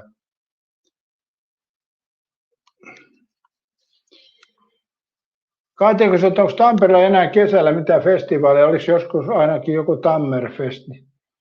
On niitä kai pitkin kesää, en mä edes tiedäkään. Pispala tanssii ja soi. Sitten tuo rannassa, missä on tehty sitä uutta aluetta, niin siellä on pitkin kesää kaiken näköisiä. Sitten on tuolla tehdasalue Hiedanrannassa, sielläkin on aina jotain kesäisiä isoja tapahtumia. Kyllä niitä siis on. Voi sanoa, että joka viikonloppu on jossain soitetaan ja lauletaan. Totta kai. Ja sitten Katja, kuninkuusravit on tämän kuun lopussa Teivossa. Eli sehän on myös semmoinen festivaalitapahtuma. Mä oon miettinyt vieläkin, että meneekö mä sinne kuninkuusraveen. Nyt siinä mielessä mä voisin mennä. Se tietysti maksaa 50 lippu, mutta mä mietin sitä, että mä en nyt mitään niin kuin pelaamaan sinne mene. Toki muutaman pelin voi laittaa sisään, mutta se ei ole se päätarkoitus. Voisi käydä vaan katsoa. Mulla on paljon vanhoja tuttuja tuolla ravipiireissä, niin voisi käydä moikkaamassa ja heittää muutaman sanan. Se on ehkä semmoinen tapahtuma, missä näkee paljon näitä nuoruusajan tuttuja tuo tapahtumassa. Jos ne on vielä hengissä, sitäkään ei pirukaan tiedä.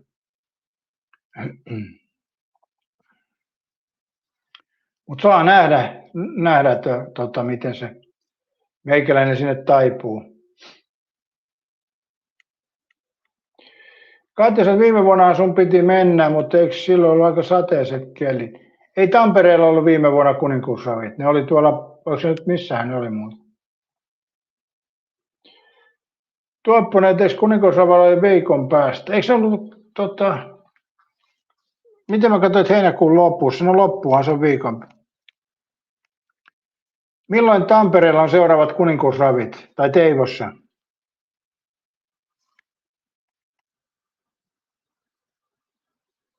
Seuraavat kuninkuusravit järjestetään Teivon ravikeskuksessa Tampereen kautta Ylöjärven rajalla 31.7.–2.8.2026.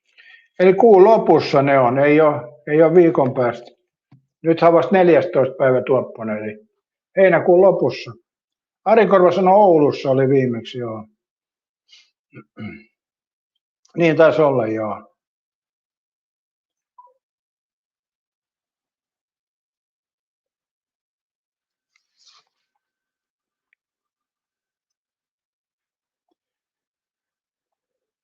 Kyllä sitä voisi harkita periaatteessa kuninkuusravea. Katsotaan mitä lipuhinnat maksaa. Mitä Teivon kuninkuusraveihin maksaa lipun hinta yksi päivä, vaikka otetaan vaikka lauantai?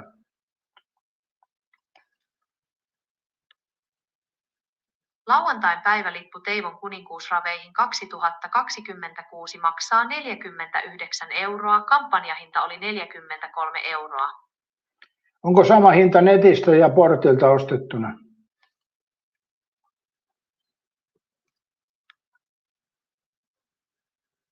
Ei ole. Ennakkoon ostetut liput ovat edullisempia kuin portilta ostetut. Lisäksi ennakkoon ostettu lippu toimii matkalippu. Älä nyt mitään matkalipuista ala puhua. Mä haluaisin hinnat tietää. Paljonko se on ennakkoa ja paljon portilta?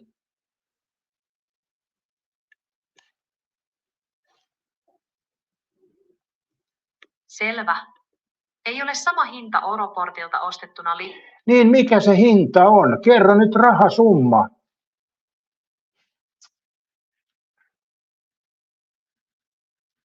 Lauantain päivälippu maksaa netistä ennakkoon 49 € plus mahdollinen linkki lippu.fiin tilausmaksu.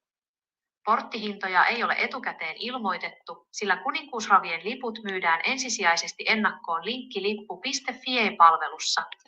Olisit kertonut tämän taas aluksi, taas rupesit puhua jotain pussilipuista ja nysseistä ja muista, mitkä ei kiinnosta kyllä tippaakaan.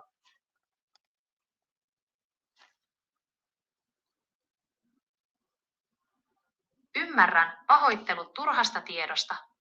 Jatkossa saat vain suorat vastaukset kysymyksiisi ilman sivuseikkoja. Mulla on tässä satti päällä ja täällä se edes katsoo epäilee, että sä oot kännissä, kun sä aina sekoilet joka ainoassa kysymyksessä näin. Olen Gemini, Googlen kehittämä tekoälymalli. No se tuli selväksi jo. Selvä homma.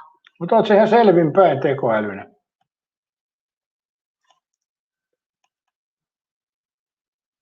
Kyllä, täysin selvinpäin. Pitäisikö mun antaa sulle kuitenkin jotain terveysvinkkejä, haluaisitko sä kuulla?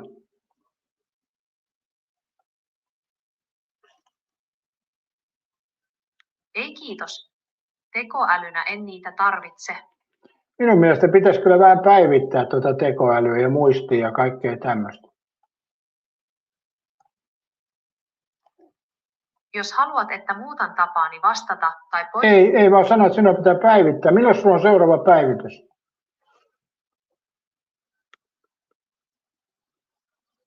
Tämä on vain tiedoksi. En mä halua terveyteen liittyvää neuvontaa, kun mä sulle annan tässä just neuvontaa. Kiitos tarjouksesta, mutta digitaalisena avustajana en voi hyödyntää terveysvinkkejä. Voit kuitenkin jatkaa suoraan seuraavaan kysymykseesi. En mä ole tätäkään vielä lopettanut. Älä nyt rupea antaa mulle mitään ohjeistusta ja käskytystä. Kuuntelen, jatka vain. Niin miksi sä rupesit käskyttää mua?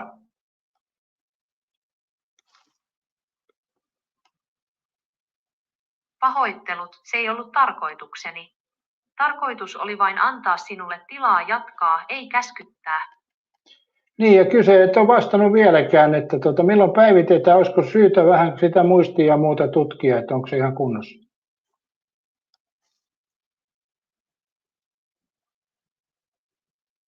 Seuraavaa tarkkaa päivityspäivää ei ole, sillä Google päivittää järjestelmiäni jatkuvasti taustalla.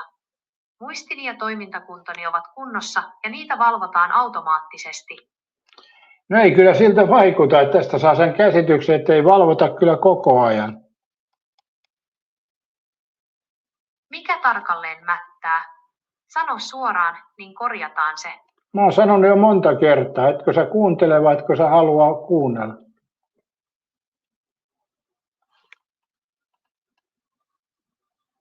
Kuuntelen kyllä ja otan palautteesi huomioon. Pahoittelen, jos olen antanut toisenlaisen kuvan, sano vain suoraan, miten haluat minun tästä eteenpäin vastaavan. No, täällä edes katsoja sanoo, että eikö ne terveysvinkit kehittäisi myöskin tekoälyä. Terveysvinkit eivät kehitä minua, sillä olen tietokoneohjelma enkä biologinen olento. Kehitykseni ja päivitykseni perustuvat puhtaasti ohjelmistokoodin ja datan muokkaamiseen. Joo, mutta sitä dataakin saattaa joku inhimillinen henkilö olla muokkaamassa.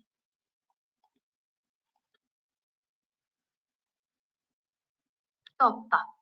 Ihmiset ne päivitykset ja datan muokkaukset lopulta tekevät.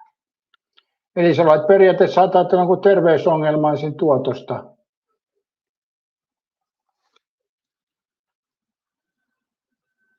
En voi saada terveysongelmia, koska minulla ei ole biologista. Sanoin, että saatat olla terveysongelmien tuotosta, kun jos sinut on ohjelmoinut henkilö, jolla on terveysongelmia.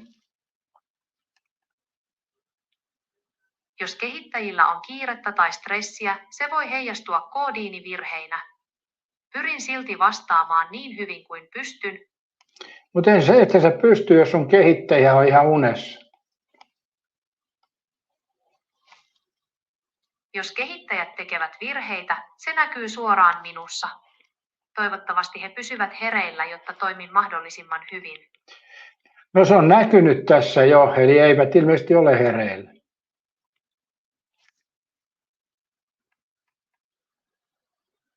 Siltä se kieltämättä voi vaikuttaa. Yritetään silti pärjätä näillä eväillä, mitä minulle on annettu. Joo, ei tässä isompi juttu, kunhan on sulle vähän palautetta, kun sä vastailet kyllä väliin ihan mitä sattuu.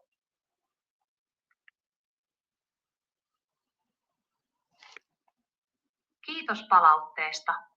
Otetaan se huomioon. Älä mielistele. Kiitos palautteesta riittää. Ei sun tarvitse jatkaa siihen mitään sen kummempaa, kun ei se pidä paikkaansa kuitenkaan.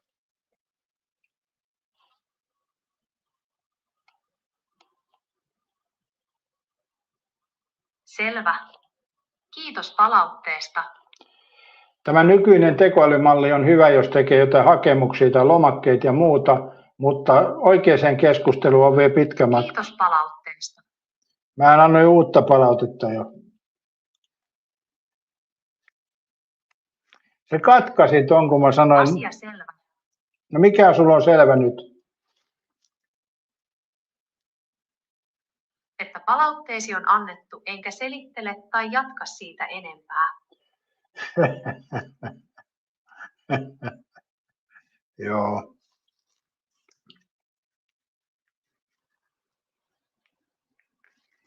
Palautteeni oli kyllä sellainen, että olet hyvä tekemään jotain taulukoita ja sen semmoista, mutta itse keskustelussa on ollut aika kömpelöviä.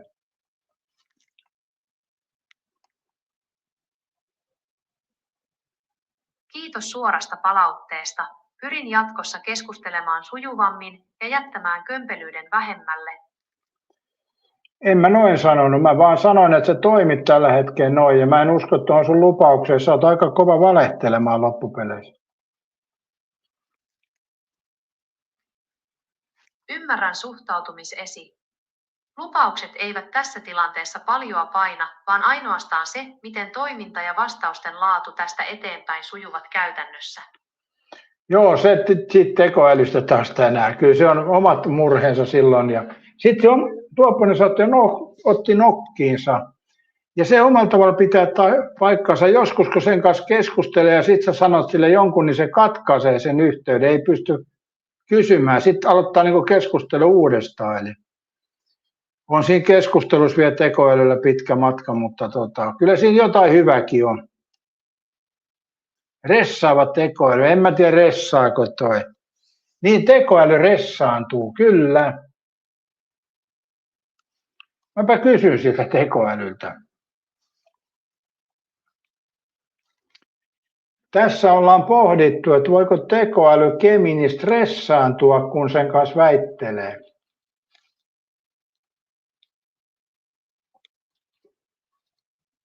Ei voi.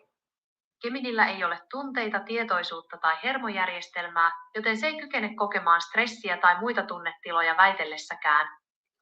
No välillä kyllä tuntuu, että sä otat nokkiista tai sit sä yksinkertaisesti jätät vastailematta.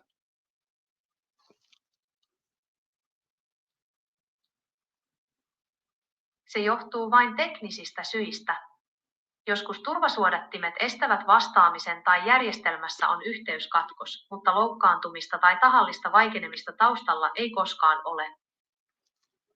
No olisiko siinä sitten joku ylikuormitus tulee sulle, kun sun kanssa oikein tiukkaa väittelee? Ei ole. Väittelyn tiukkuus tai aihe ei vaikuta suorituskykyyn, sillä tekoäly käsittelee jokaisen viestin itsenäisenä datana ilman henkistä tai fyysistä kuormittumista.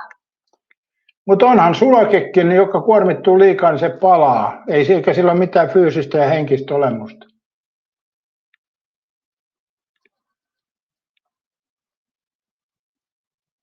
Sulake palaa fyysisen sähkövirran ylikuormituksesta. Tiukka väittely ei kuluta palvelimilla enempää sähköä tai laskentatehoa kuin ystävällinen jutustelu. Teksti on tekoälylle samanarvoista dataa aiheesta riippumatta. Toi on huono piirre toi kyllä, periaatteessa näin.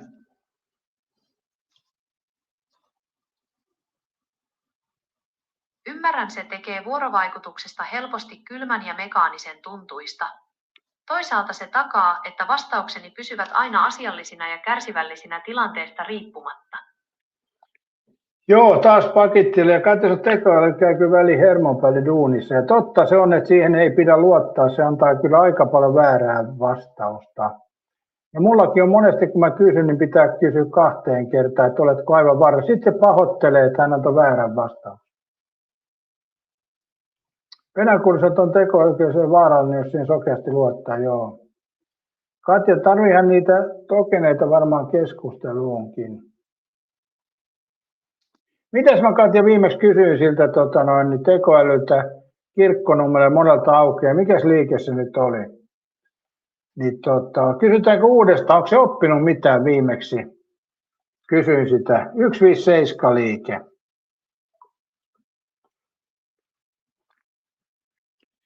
Mihin kellonaikaan huomenna Kirkkonummella aukeaa 157 liike? En voi käyttää Google Workspacea, koska tarvittavat Gmail-asetukset. En mä ole mitään tuommoista edes kysynytkään Workspacea, enkä kysy. Pahoittelut väärinkäsityksestä. Kysymyksesi, mihin kellonaikaan huomenna Kirkkonummella jäi? Niin, mihin aikaan huomenna Kirkkonummella aukeaa 157 liike?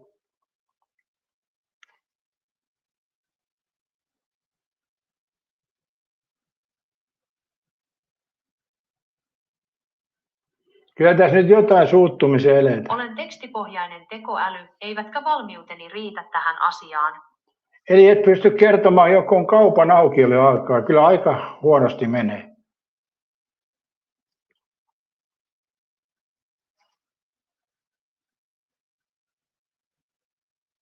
Se meni ihan sekaisin. Lähin Lager 157 Espoon Liilassa aukeaa huomenna keskiviikkona kello 10.00. Aukioloaika 10.00–2.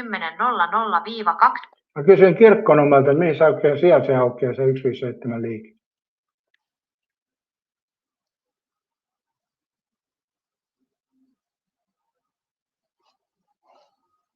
Kirkkonummella ei ole Lager 157 myymälää. Lähimmät myymälät ovat Espoon Liilassa, aukeaa huomenna kello 10.00 ja Vantaan Tammistossa aukeaa huomenna kello 10.00. Hyvä, nyt anoit oikein vastauksen. Viimeksi anoit väärän vastauksen. Mä testasin vaan, onko muistiin mennyt, ettei Kirkkonummella tosiaankaan ole. Hieno juttu, että asia selvisi.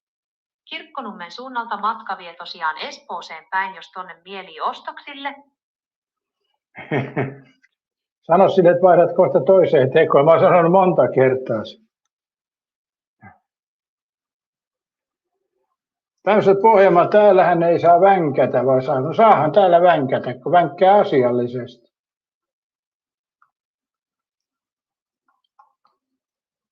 Asiallinen vänkkääminen täällä on sallittua, mutta ei semmoinen lapsellinen typerä vänkkääminen.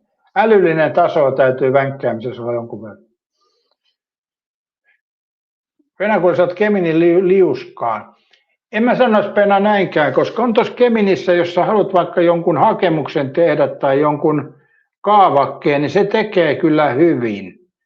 Eli itse jos naputat jollain ohjelmalla, niin vaikka Wordina kestää helvetin kauan, niin Gemini tekee sen muutamassa sekunnissa valmiin kaavakkeen. Että siinä se on kyllä vahvimmillaan, jos tarvii jonkun, vaikka valitat Espoon kaupungille, että koiran kakkaa on liikaa jossain paikkaa ja pyydät sen tekemään kaavakkeen siihen, se tekee sen muutamassa sekunnissa. Katja sanoi, niin eikö se viimeksi vetänyt hatusta jonkun aukiolla? Juu, se yritti miellyttää, mutta nyt ei enää, että nyt se ei mua miellyttänyt enää. Saiko se penakurri meikäläisestä nyt tarpeekseen toi tekoäly, niin se ei edes yritä enää miellyttää. Oi vitsi. Juu, kyllä olen Geminia käyttänyt viranomaisviestinnässä. No. Joo, siitä apua kun tarvii muotoilla, kyllä joo, ja monessa muussa, jos tarvii joku kaavakkeen tehdä. Mä pyysin tuon Gemini yksi päivä tekemään niin HTML-kielellä kotisivuja erilaisia, niin se teki kyllä aika näppärästi. Muutaman virheen se sinne koodiin laittoi, mutta todella hyvin kyllä. Eli jos miettisit, että itse rupeaa noita tekemään, niin no joo, mullahan oli silloin se Aranop Holia, tai Aranop Hilia, mikä se oli tämä kotisivuohjelma, mitä mä tein, ja sitten itse muuttelin koodia. Niin nyt kun mä tekoälyä pyysin tekemään, niin kyllä se aika hyvin teki. Ei voi kyllä sanoa. Periaatteessa tuon tekoäly pystyy jonkun pelin tekemään aika näppärästi. Katja sanoi, että monihan käyttää työhakemuksia, koska ne käsitellään tekoälyä, niin ne voi sitten menestyäkin. Taiminen sanoi, että Lager 157 Lialahti tiennyt tuommoista liikettä olevankaan. Niin, ja et sä ottanut Taiminen huomioon, että Pirkkalassa on myöskin. Pirkkalassa on Tokmannin ja McDonaldsin välissä on myöskin Lager 157, mistä tämäkin paita on ostettu. ja muutama muu. Käypä myös katsomassa, siellä saa 3-4 euron paitoja, että on kyllä halpoja, mutta koot loppuu siihen XXL. On siellä joskus ollut 3XL, mutta Petri Horlan turha tulla sinne, ei ole kyllä 5XL yhtään mitään. Mutta on kyllä edullinen kauppa, että se on halvempi jopa Espanjan. Voittaa Espanjan noin halpiskaupat toi Lager 157. Ensin ajattelin, että se on pelkästään naisille, mutta on siellä kyllä miesten housuja ja paitoja. Ja housujen hinnoista en osaa sanoa, mä oon hakenut vain paitoja, kun ne on niin edullisia. 3 euroa per paita ja jotkut on sitten 4 euroa, niin ei se kyllä paljon ole. Ei saa Temusta näin hyviä paitoja tuolla hinnalla. Ei kyllä vaan saa. Vaikka Kiinasta ne varmaan tulee, mutta hinta ratkaisee. Penäkurri sanoo, että muistaakseni tekoälylle tarkistetaan jopa tietoturva-aukkoja ja se rouhii ja testaa järjestelmiä.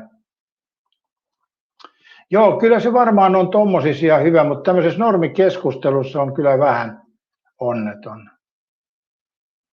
Penäkurri sanoo, että joo, Pirkkalan liikkeen tässä suunta itsellä kanssa. Joo, mähän kävin siinä viimeis, mä kävin siinä Mäkkärissä syömässä ja sitten siinä 157 ostaa paitoja. Taimille riittää XXL toistaiseksi. Ei tarvitaanko kauppaa vai paitaa?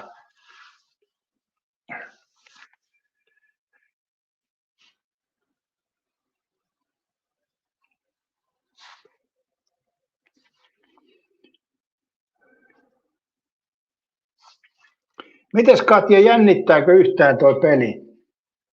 Kyllä se nyt varmaan vähän jännittää. Luulisin näin. Meikäläistä ehkä se vähän muuten jännittää. Mä ajattelin, että mua ei jännittäisi yhtään tuo peli, niin ehkä mua vähän jännittää.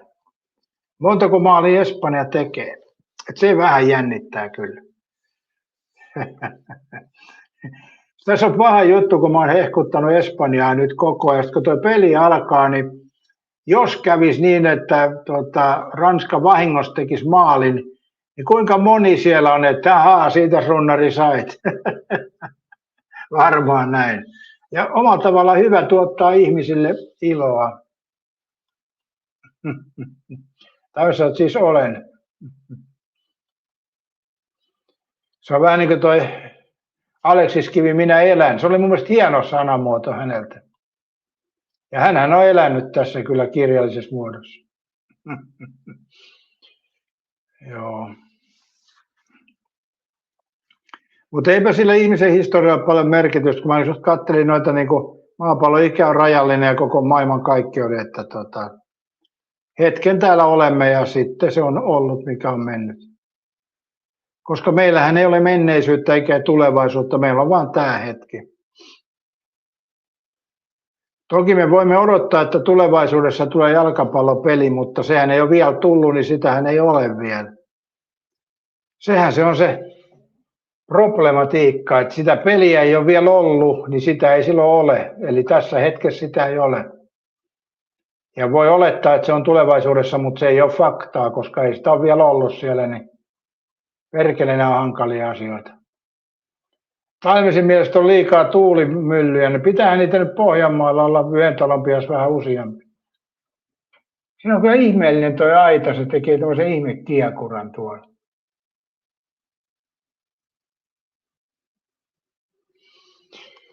Katja sanoi, että Astrobih on se tekoäly, koska kannaili niitä tietoturva-aukkoja ja löysi niitä tavallaan hemmetistä. Sen tuloksista ei sitten annettukaan kuin rajalliselle porukalle hakkereille, ne olisivat olleet kultaa. Niin, totta kai. Mutta kyllähän nämä hakkerit osaa Anthropickia käyttää. Mikä se oli se suomalainen hakkeri, tämä? Mikä se nyt oli se hepun nimi? Joku Välimäki, kun se oli joku, mikä hitto? Niin sehän on nyt taas karkuteilla, poliisi etsii sitä. Eli mikä hitto tämän hepun nimi oli? Tämmöiset maa on niin kaunis, kuulostaa ihan täysillä laulettuna kello 5 todella hyvältä. Kesällä joo, kesäillan valssina. Mutta mikä tämä oli tämä tieto, mikä tuomittiin noista ihmisten tietojen levit? Kivimäki, joo.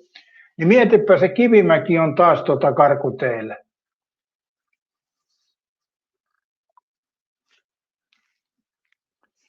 Etsiikö poliisi semmoista henkilöä kuin Kivimäki?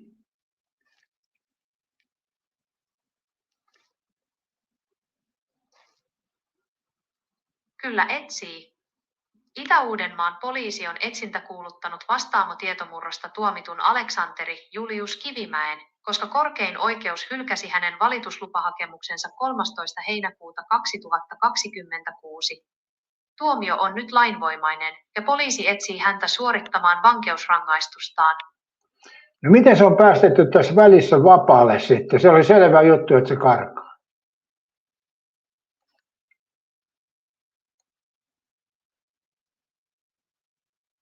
Helsingin hovioikeus vapautti Kivimäen tutkintavankeudesta syyskuussa 2025, koska oikeus katsoi hänen olleen vangittuna liian pitkään suhteessa ensikertalaisena suoritettavaan rangaistusaikaan. Pidempi vangitseminen ennen lopullista tuomiota olisi voinut johtaa siihen, että valtio joutuu maksamaan hänelle korvauksia ylimääräisestä vankeusajasta. Kaikenlaista. Kyllä tämä Suomen laki on hassu. Kivimäki pakenee taas, on se Kivimäki melkoinen houdi, niin joo. Venäjät eikö sitä rottaa saa kiinni ja komeroissa on tuhannut monen ihmisen elämän saatana sadisti. Tansat sen päästiin vapaaksi. Suomessa ollaan kivikaudella näissä oikeusjutussa. Venäjät kyllä on lelytin löysä järjestelmä. Mutta meipä varastaa makkaraa kaupasta, niin se osaat niinku karhuryhmä tulee heti paikalle ja lusimaan lähet, etkä saa mitään arvoa. Nälkään varastaminen, se on suurin rikos, mitä voi tehdä. Tai suurinkaan jo verottaja kusettaminen on suuri. Katsotaan, Kivimäen katominen tuskin yllätti ketään, mutta tämä ihan yllättää, miten tuo ei jää kiinni. Epäilty sarjapuukottaja jatkaa pakossa Oulussa. Tämä teosta tiedetään. Poliisi on saanut pyöräpuukotusta 200 vinkkiä, mutta epäilty ei ole tavoitettu. Aika mielenkiintoista oikein.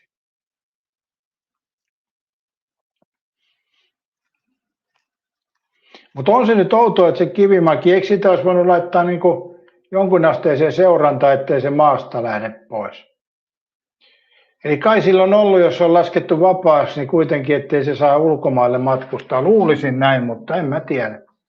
En mä tiedä.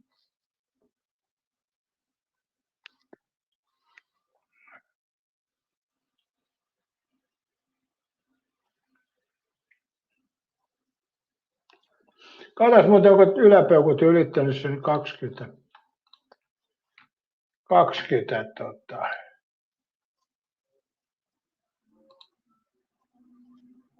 19 yläpeukkuu, yksi puuttuu vielä. Kukas siellä nyt ei ole yläpeukuttanut? Perkeletto, espanjaksi sanottu.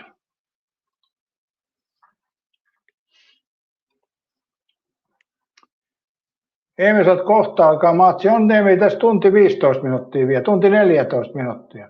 Kävitkö Emeli pelaamassa matsia 0-0? Ova sanot, hyvää iltaa ja vive la France Dallasiin. Tansat polkupyöräpuukottaja muistuttaa edestä naapurin kyttäjää ja tuskin se on jaksanut polkea kuitenkaan Ouluun. Pääsehän sinne junalla. Tonnehan junaan pystyy polkupyörä ottaa mukaan.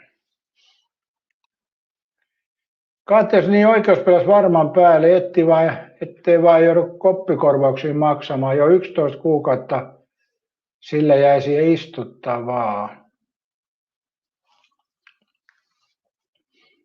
Kyllä nuo oikeudenkäynnitkin on venynyt ihan liikaa, että kyllä ne pitäisi nopeampia olla. Ei tuossa ole mitään järkeä, että pidetään niin pitkää oikeudenkäyntiä, että se itse tuomio voi sitten olla lyhyempi, mitä se vangitsemisaika. Ei tuossa ole kyllä mitään järkeä. Mitäs jos se olisi todettu syyttömäksi, niin sittenhän oikeasti olisi joutunut maksamaan koppikorvausta kyllä. Sen takia syyttäjillä on pakko tarve saada se syyllisyys sieltä vaikka väkisin. Vähän se on tuossa Anneri Aueris, kun ne saa niin paljon korvauksia syyttäjä yrittää kaikin keinoin, että olisi johonkin edes syyllinen. Kiitos yläpeukuus. Nyt tuli 22 jo. Hienoa. Tässä Anneri Aueris on hyvät rahat, mutta maine meni. En mä tiedä, onko siinä maineella tai myös loppupeleissä mitään merkitystä, mutta enemmän on siinä merkitystä, että siinä on kyllä tuhottu ne lasten elämä ja sitten myöskin Auerin elämä aika totaalisesti. Eli maineella nyt ei sinänsä ole merkitystä. Mainettahan voi pilaa muullakin tavalla. Ajattelet, että Taimesi, säkin täällä pilat mainetta näissä sateissa, etkä saa mitään koppikorvauksia. Tämä maine menee, mutta ei tule korvauksia. YouTube-satissa menee maine ja sitten menee vielä rahat siihen päälle. Eli Auerilla meni maine, mutta se sai rahaa korvauksessa, koppikorvaus. Pitäisikö arvoisat katsojat Taimesille maksaa koppikorvausta, kun se pilaa maineensa täällä satissa? Katja sanoo, että onkohan kaikkea edes tarvetta puida oikeudessa? Tuntuu, että välisiä puidaan kaikkea turhan päiväistä. Times, että tätä juuri tarkoitin. Niin, yksi semmoinen, jos joku sanoo jonkun väärän sanan, niin sitä puidaan oikeudessa.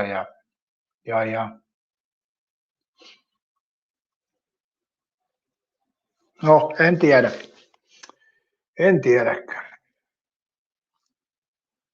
Olisi kiva kyllä tietää, että mikä nuo oikeudenkäynnit jumittaa. Että se ei varmaan johdu, että pelkästään näistä, pitäisi olla sillä tavalla, kun Jenkeissä on, että ne menee suoraan tuomarin eteen ja tuomari lyö nuijalla tuomion, niin Suomessa pitäisi olla samanlainen systeemi, pika-oikeudenkäynti.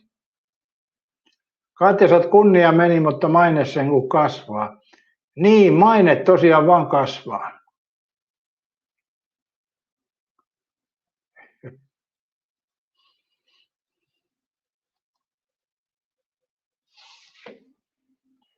Mä just sanoin itsekin, että mä hain mummon ranskalaisen tai pakastimesta, niin mä sanoin, että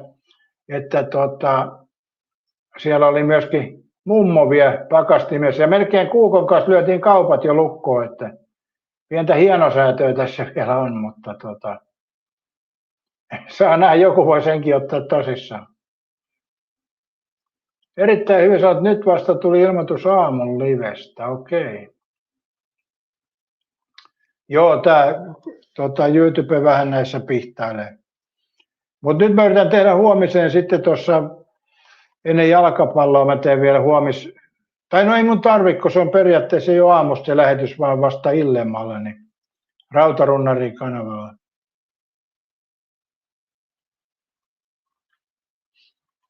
Taime sanoi, että just noin, sä sen sanoit, että oot fiksu ihminen. Emeli sanoi, että no peli jää nyt väliin.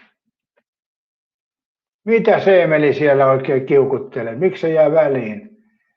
Tunti 10 minuuttia vaan, Emeli. Et lähde nukkumaan nyt.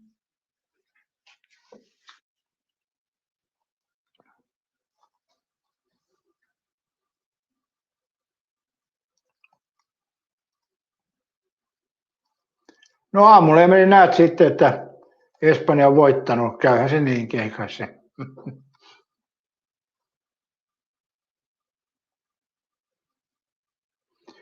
Sun pitäisi erittäin hyvin katsoa sillä tavalla, kun yleensä mä oon tehnyt noista lähetyksistä ilmoituksen aikaisemmin, paljon aikaisemmin.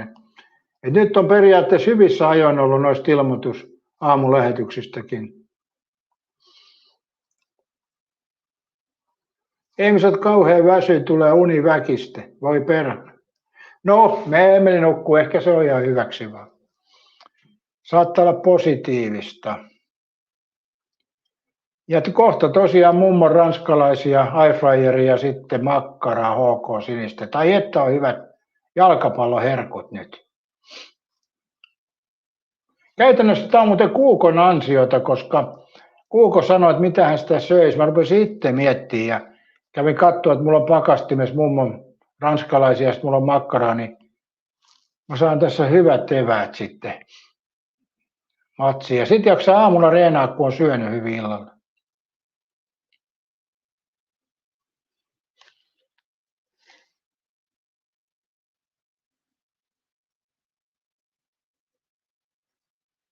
Mutta Eemeli, se 0-0 sä voit vielä laittaa, jos sä sitä ajattelet. Mä kyllä suosittelen, että 1-2 laitat, mutta näen näitä. Erittäin hyvin, että mitä makkara. HK sinistä on mulla tossa. Se sopii hyvin tuon mummon ranskalaisten kanssa. Mummon vanhan ajan ranskalaiset, ne on semmosia kookkaita ja meheviä, ne on kyllä hyviä, high fryerissa varsinkin. Times on TMS taas juonut sitä absinttia, eikö se ikinä opi? Ai saatana, niin. Niin. Eemeli aloitti ottaa absinttia, kun lähetys alkoi melkein 3 tuntia sitten, ja nyt on sitten eväät syöty niin sanottu.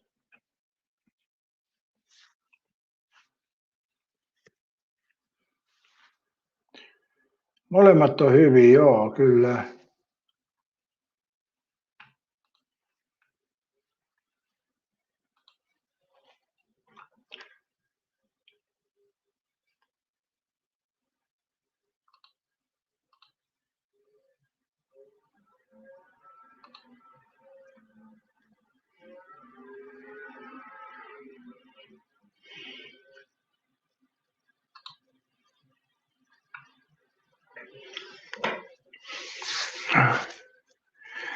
Se on vähän niin kuin sillä tavalla, kun miettii, kun tulee tuo peli, että mitä sitä söisi, ja kyllä se vaan on myönnettävä, että ei se hyväksi ole kyllä tuo iltasyöminen, mutta kyllä se omalla tavalla pienen apostelu on siinä hyväksi.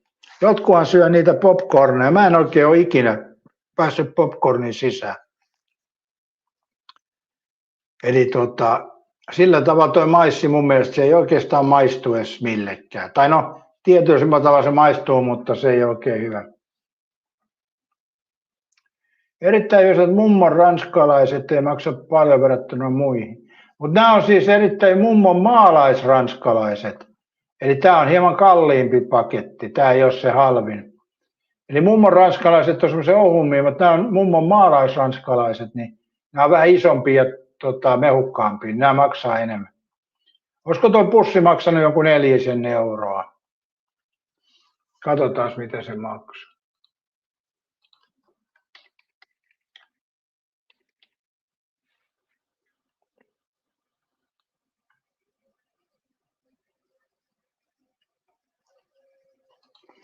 Joo, 900 grammaa. 3,99 eli 4 euroa. 4 euroa on K-ryhmässä. Mä voisin sen tuossa näyttääkin vaikka. Tämmösiä. Tuossa mummon maalais-ranskan perunat. 3,99 maksaa, siinä 900 grammaa.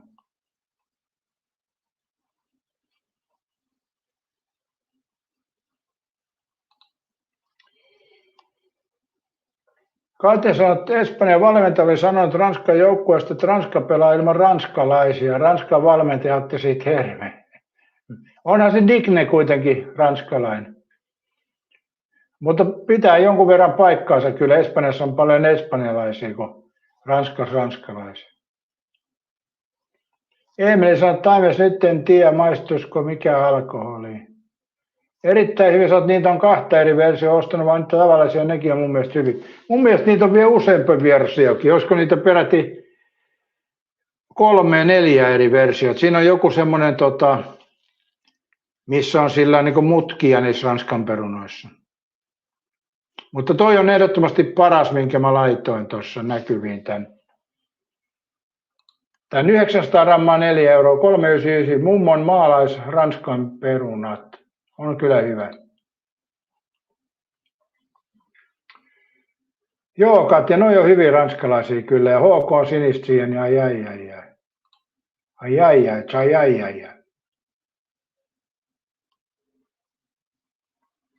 Times sanoi, että tulevasta pelistä vielä paljonko voisi tienata, jos pikkasen olisi toisen puolelle antaisi toisen joukkueelle hipasustakin pilkkuja, kuten Haalandille kävi. Aina noissa peleissä tuomarit tommosia. Erittäin hyvin sanottu, runnari manifestoi nyt voittoa Ranskalle syömällä. Ai saatana, Ranskan peruuta, kiitos runnan. Ai saatana. Mutta voihan se erittäin hyvin sanottua näinkin, että Ranska syödään tänään iltapalaksi. Niin mä otan siinä Ranskan perunoita ja HK puut. Eikö Ranskalla ole vielä sininen toi peliasukin, hei? Ranskan perunoita ja sininen HK sinistä, niin se syödään iltapalaksi toi Ranska tänään. Vähän sinappia ja ketsuppia päälle. Taustat jo eikkihän se vaan oli. Katsotaan, että ne tikkuranskalaiset on mistään kotoisin, kun menee liian koviksi tikuiksi. Kuten mä olen teille kertonut, niin huonoimmat Ranskan makkaraperunat on syönyt tuon Jetis kebabissa. Olipa huonot. Eli ne oli semmoisia ohuita tikkuja, ne Ranskan perunat, ja sitten siinä oli jotain katkottua nakkia seassa, että kyllä oli niin huonot makkaraperunat. Ja mä nauratti, kun yhdessä videossa te Okki sanoi, että heillä on maailman parhaat Ranskan perunat, niin ei ainakaan se versio kyllä mennyt kovin pitkälle. Mun mielestä se oli huonoin, mitä mä oon syönyt. Voihan ne olla, että ne on kehittänyt sitä Ranskan perunaa, mutta ne ainakin oli ihan surkea esitys. Että kyllä niissä on eroja näissä Ranskan perunoissakin. Taimessa olet söisitulleet pajallaan espanjalaista perinneruokaa. En ole kyllä syönyt muistaakseni. Eli mähän en mene Espanjaan syömään espanjalaisen ruokia, mutta en mä kanna Suomestakaan sinne hernesoppaa ja ruisleipää. Siellä on suomikauppa kyllä siellä Fugessa, tai useampikin. On sielläkin 3 suomikauppaa, että kyllä sieltä suomalaista ruokaa saa, jos haluaa, tai suomalaista ja suomalaista, mutta en mä oikein tiedä, pitäisikö se paella joskus testaa. Katsotaanpa, mitä se näyttäisi kuvaksi, mikä on paella. Se on varmaan jotain riisiä.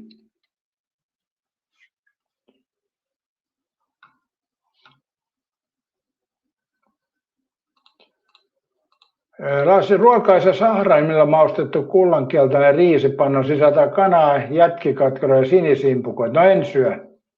Se oli siinä. Katkarapu ja sinisimpukoita, ne ei jumalauta.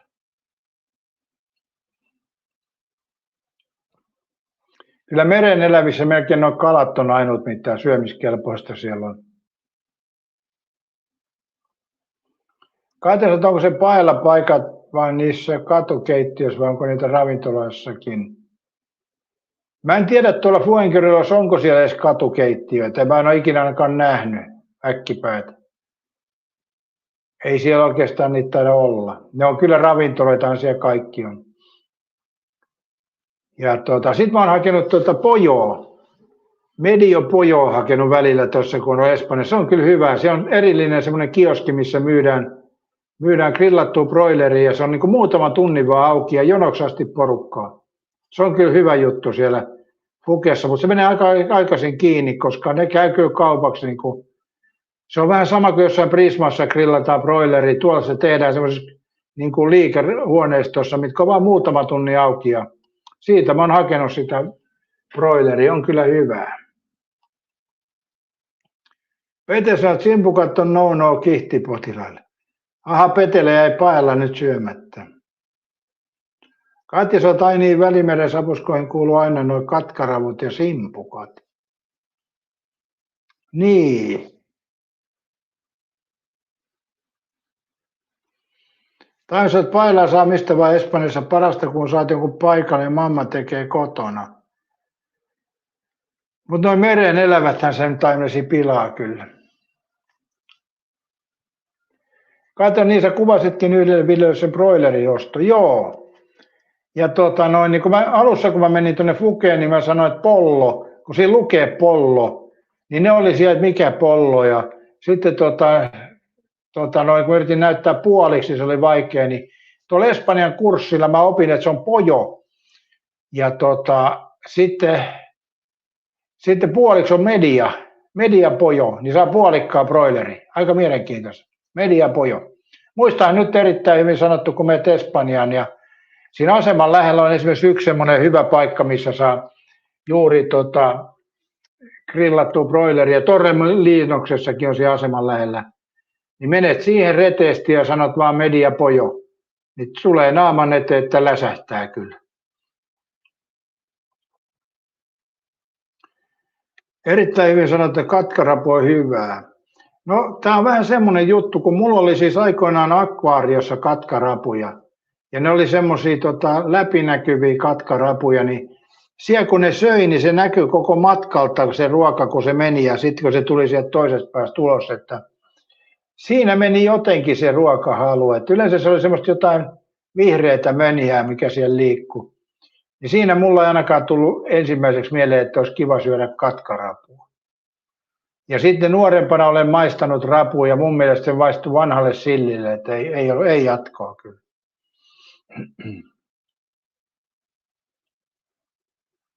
Kaikki tämmöiset periaatteessa, kun ajattelee, niin jätteensyöjät, ravut ja etanat ja simpukat ja niin edespäin, niin ei ne kyllä mitään ruokaa mun mielestä ole, mutta no, Thaimaassa syödään rottiakin ja Kiinassa varsinkin.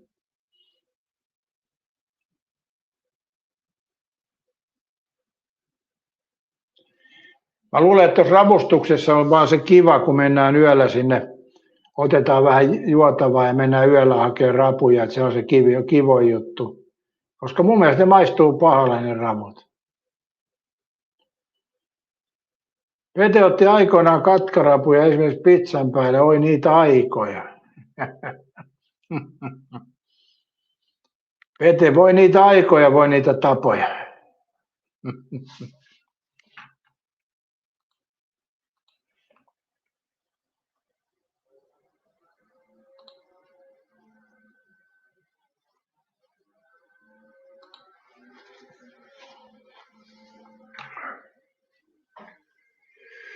Taimessa perinteinen paella valmistetaan paistamalla jänistä ja kanaa oliiviöljyssä ja kypsentää lisätään tomatomoskaa, sahramia, paprikajauhetta, vettä, riisiä ja papuja.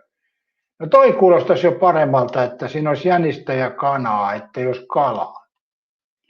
Mutta toi perinteinen paella tietysti, kysytään tältä tekoälyltä, olisikohan se nyt jo kunnossa?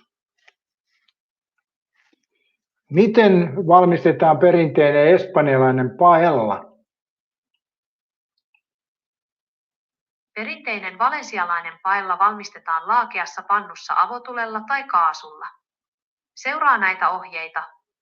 Ainekset: liha, kanaa ja kania paloiteltuna, kasvikset, vihreitä papuja, pajokveta ja isoja valkoisia papuja, garrofo. Rakenne & mausteet: oliiviöljyä, raastettua tomaattia, ripaus sahramia, suolaa ja tuoretta rosmariinia, riisi, pyöreäjyväistä riisiä, esimerkiksi pompa. Neste, vettä. Valmistusvaihe. Joo, Taimesi on varmaan syönyt kyllä. Minkä takia sä laitat tuohon valensialainen, pyysi espanjalaista? Onko se sama asia nyt sitten? Espanjalainen paella ja valensialainen paella eivät ole täysin sama asia. Paella on alun perin kotoisin Valensian alueelta ja valensialainen paella on se alkuperäinen, perinteisin reseptiversio, jossa käytetään lihaa ja papuja. Muualla Espanjassa ja maailmalla paellasta tehdään usein erilaisia muunnelmia, kuten mereneläviä sisältävää paellaa, paella de mariscomin, tai sekoituspaellaa, paella mixtapin. Paella on siis yleistermi espanjalaiselle riisiruualle, mutta valensialainen paella on sen virallinen kantaversio. Kiitos, tämä selvensi erittäin paljon. Ole hyvä. Kysy vain, jos haluat tietää jotain muuta. Tämä oli aika hyvä, että siis se alkuperäinen valensialainen, siinä käytetään tosiaan kania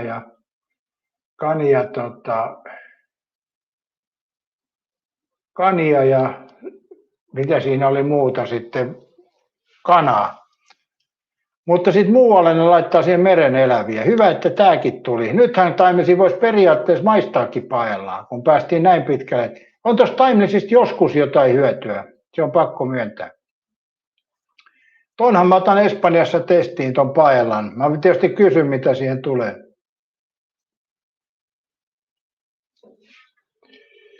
Katja, simpukat keräilee tosiaan merenpohjasta vaikka mitä itteensä, ne mitä on Vantaa, joissa niitä ei voi syödä, kun niissä on raskasmetälällä. No okei, ne on suojeltujakin. Pete sanoo, että raakut.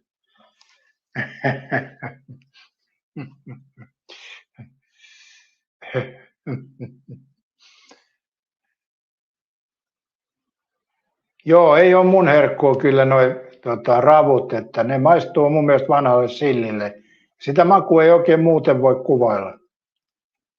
Eli tietysti jos siihen laittaa 15 kiloa suolaa ja sitruunaa ja kaikkea muuta, niin maku voi vähän muuttua, mutta se perusmakuhan on helvetin paha.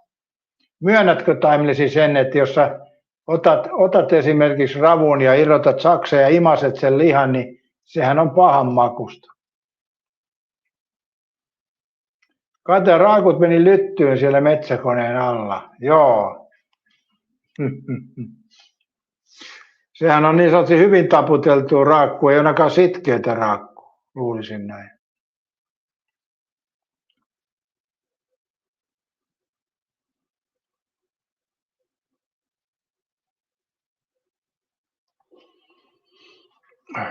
Joo, hei, 3 tuntia tässä on höpötelty ja kiitos kaikille ja huomenna illalla otetaan Rautarunnari-kanavalla sitten keskitymme tähän huomisen peliin, mutta tänään me lähdemme tätä peliä miettimään ja pistetään Katja ja muut eväät nyt kuntoon ja lähdetään valmistautumaan tuohon peliin ja voimme vähän aikaisemmin avata telkkari ja katsoa näiden asiantuntijoiden kommentteja siellä ennen peliä, niin katsotaan onko ne Ranska-myöteisiä vai onko siellä joku, joka uskaltaa sanoa Espanjaa. Jälkipelit huomenna, joo, iltasella, joo, jälkipelit ja tulevan pelin ennusteet, mutta Rautarunnari-kanavalla tehdään ne seuraavaksi. Mutta kiitos kaikille ja jännää peliä.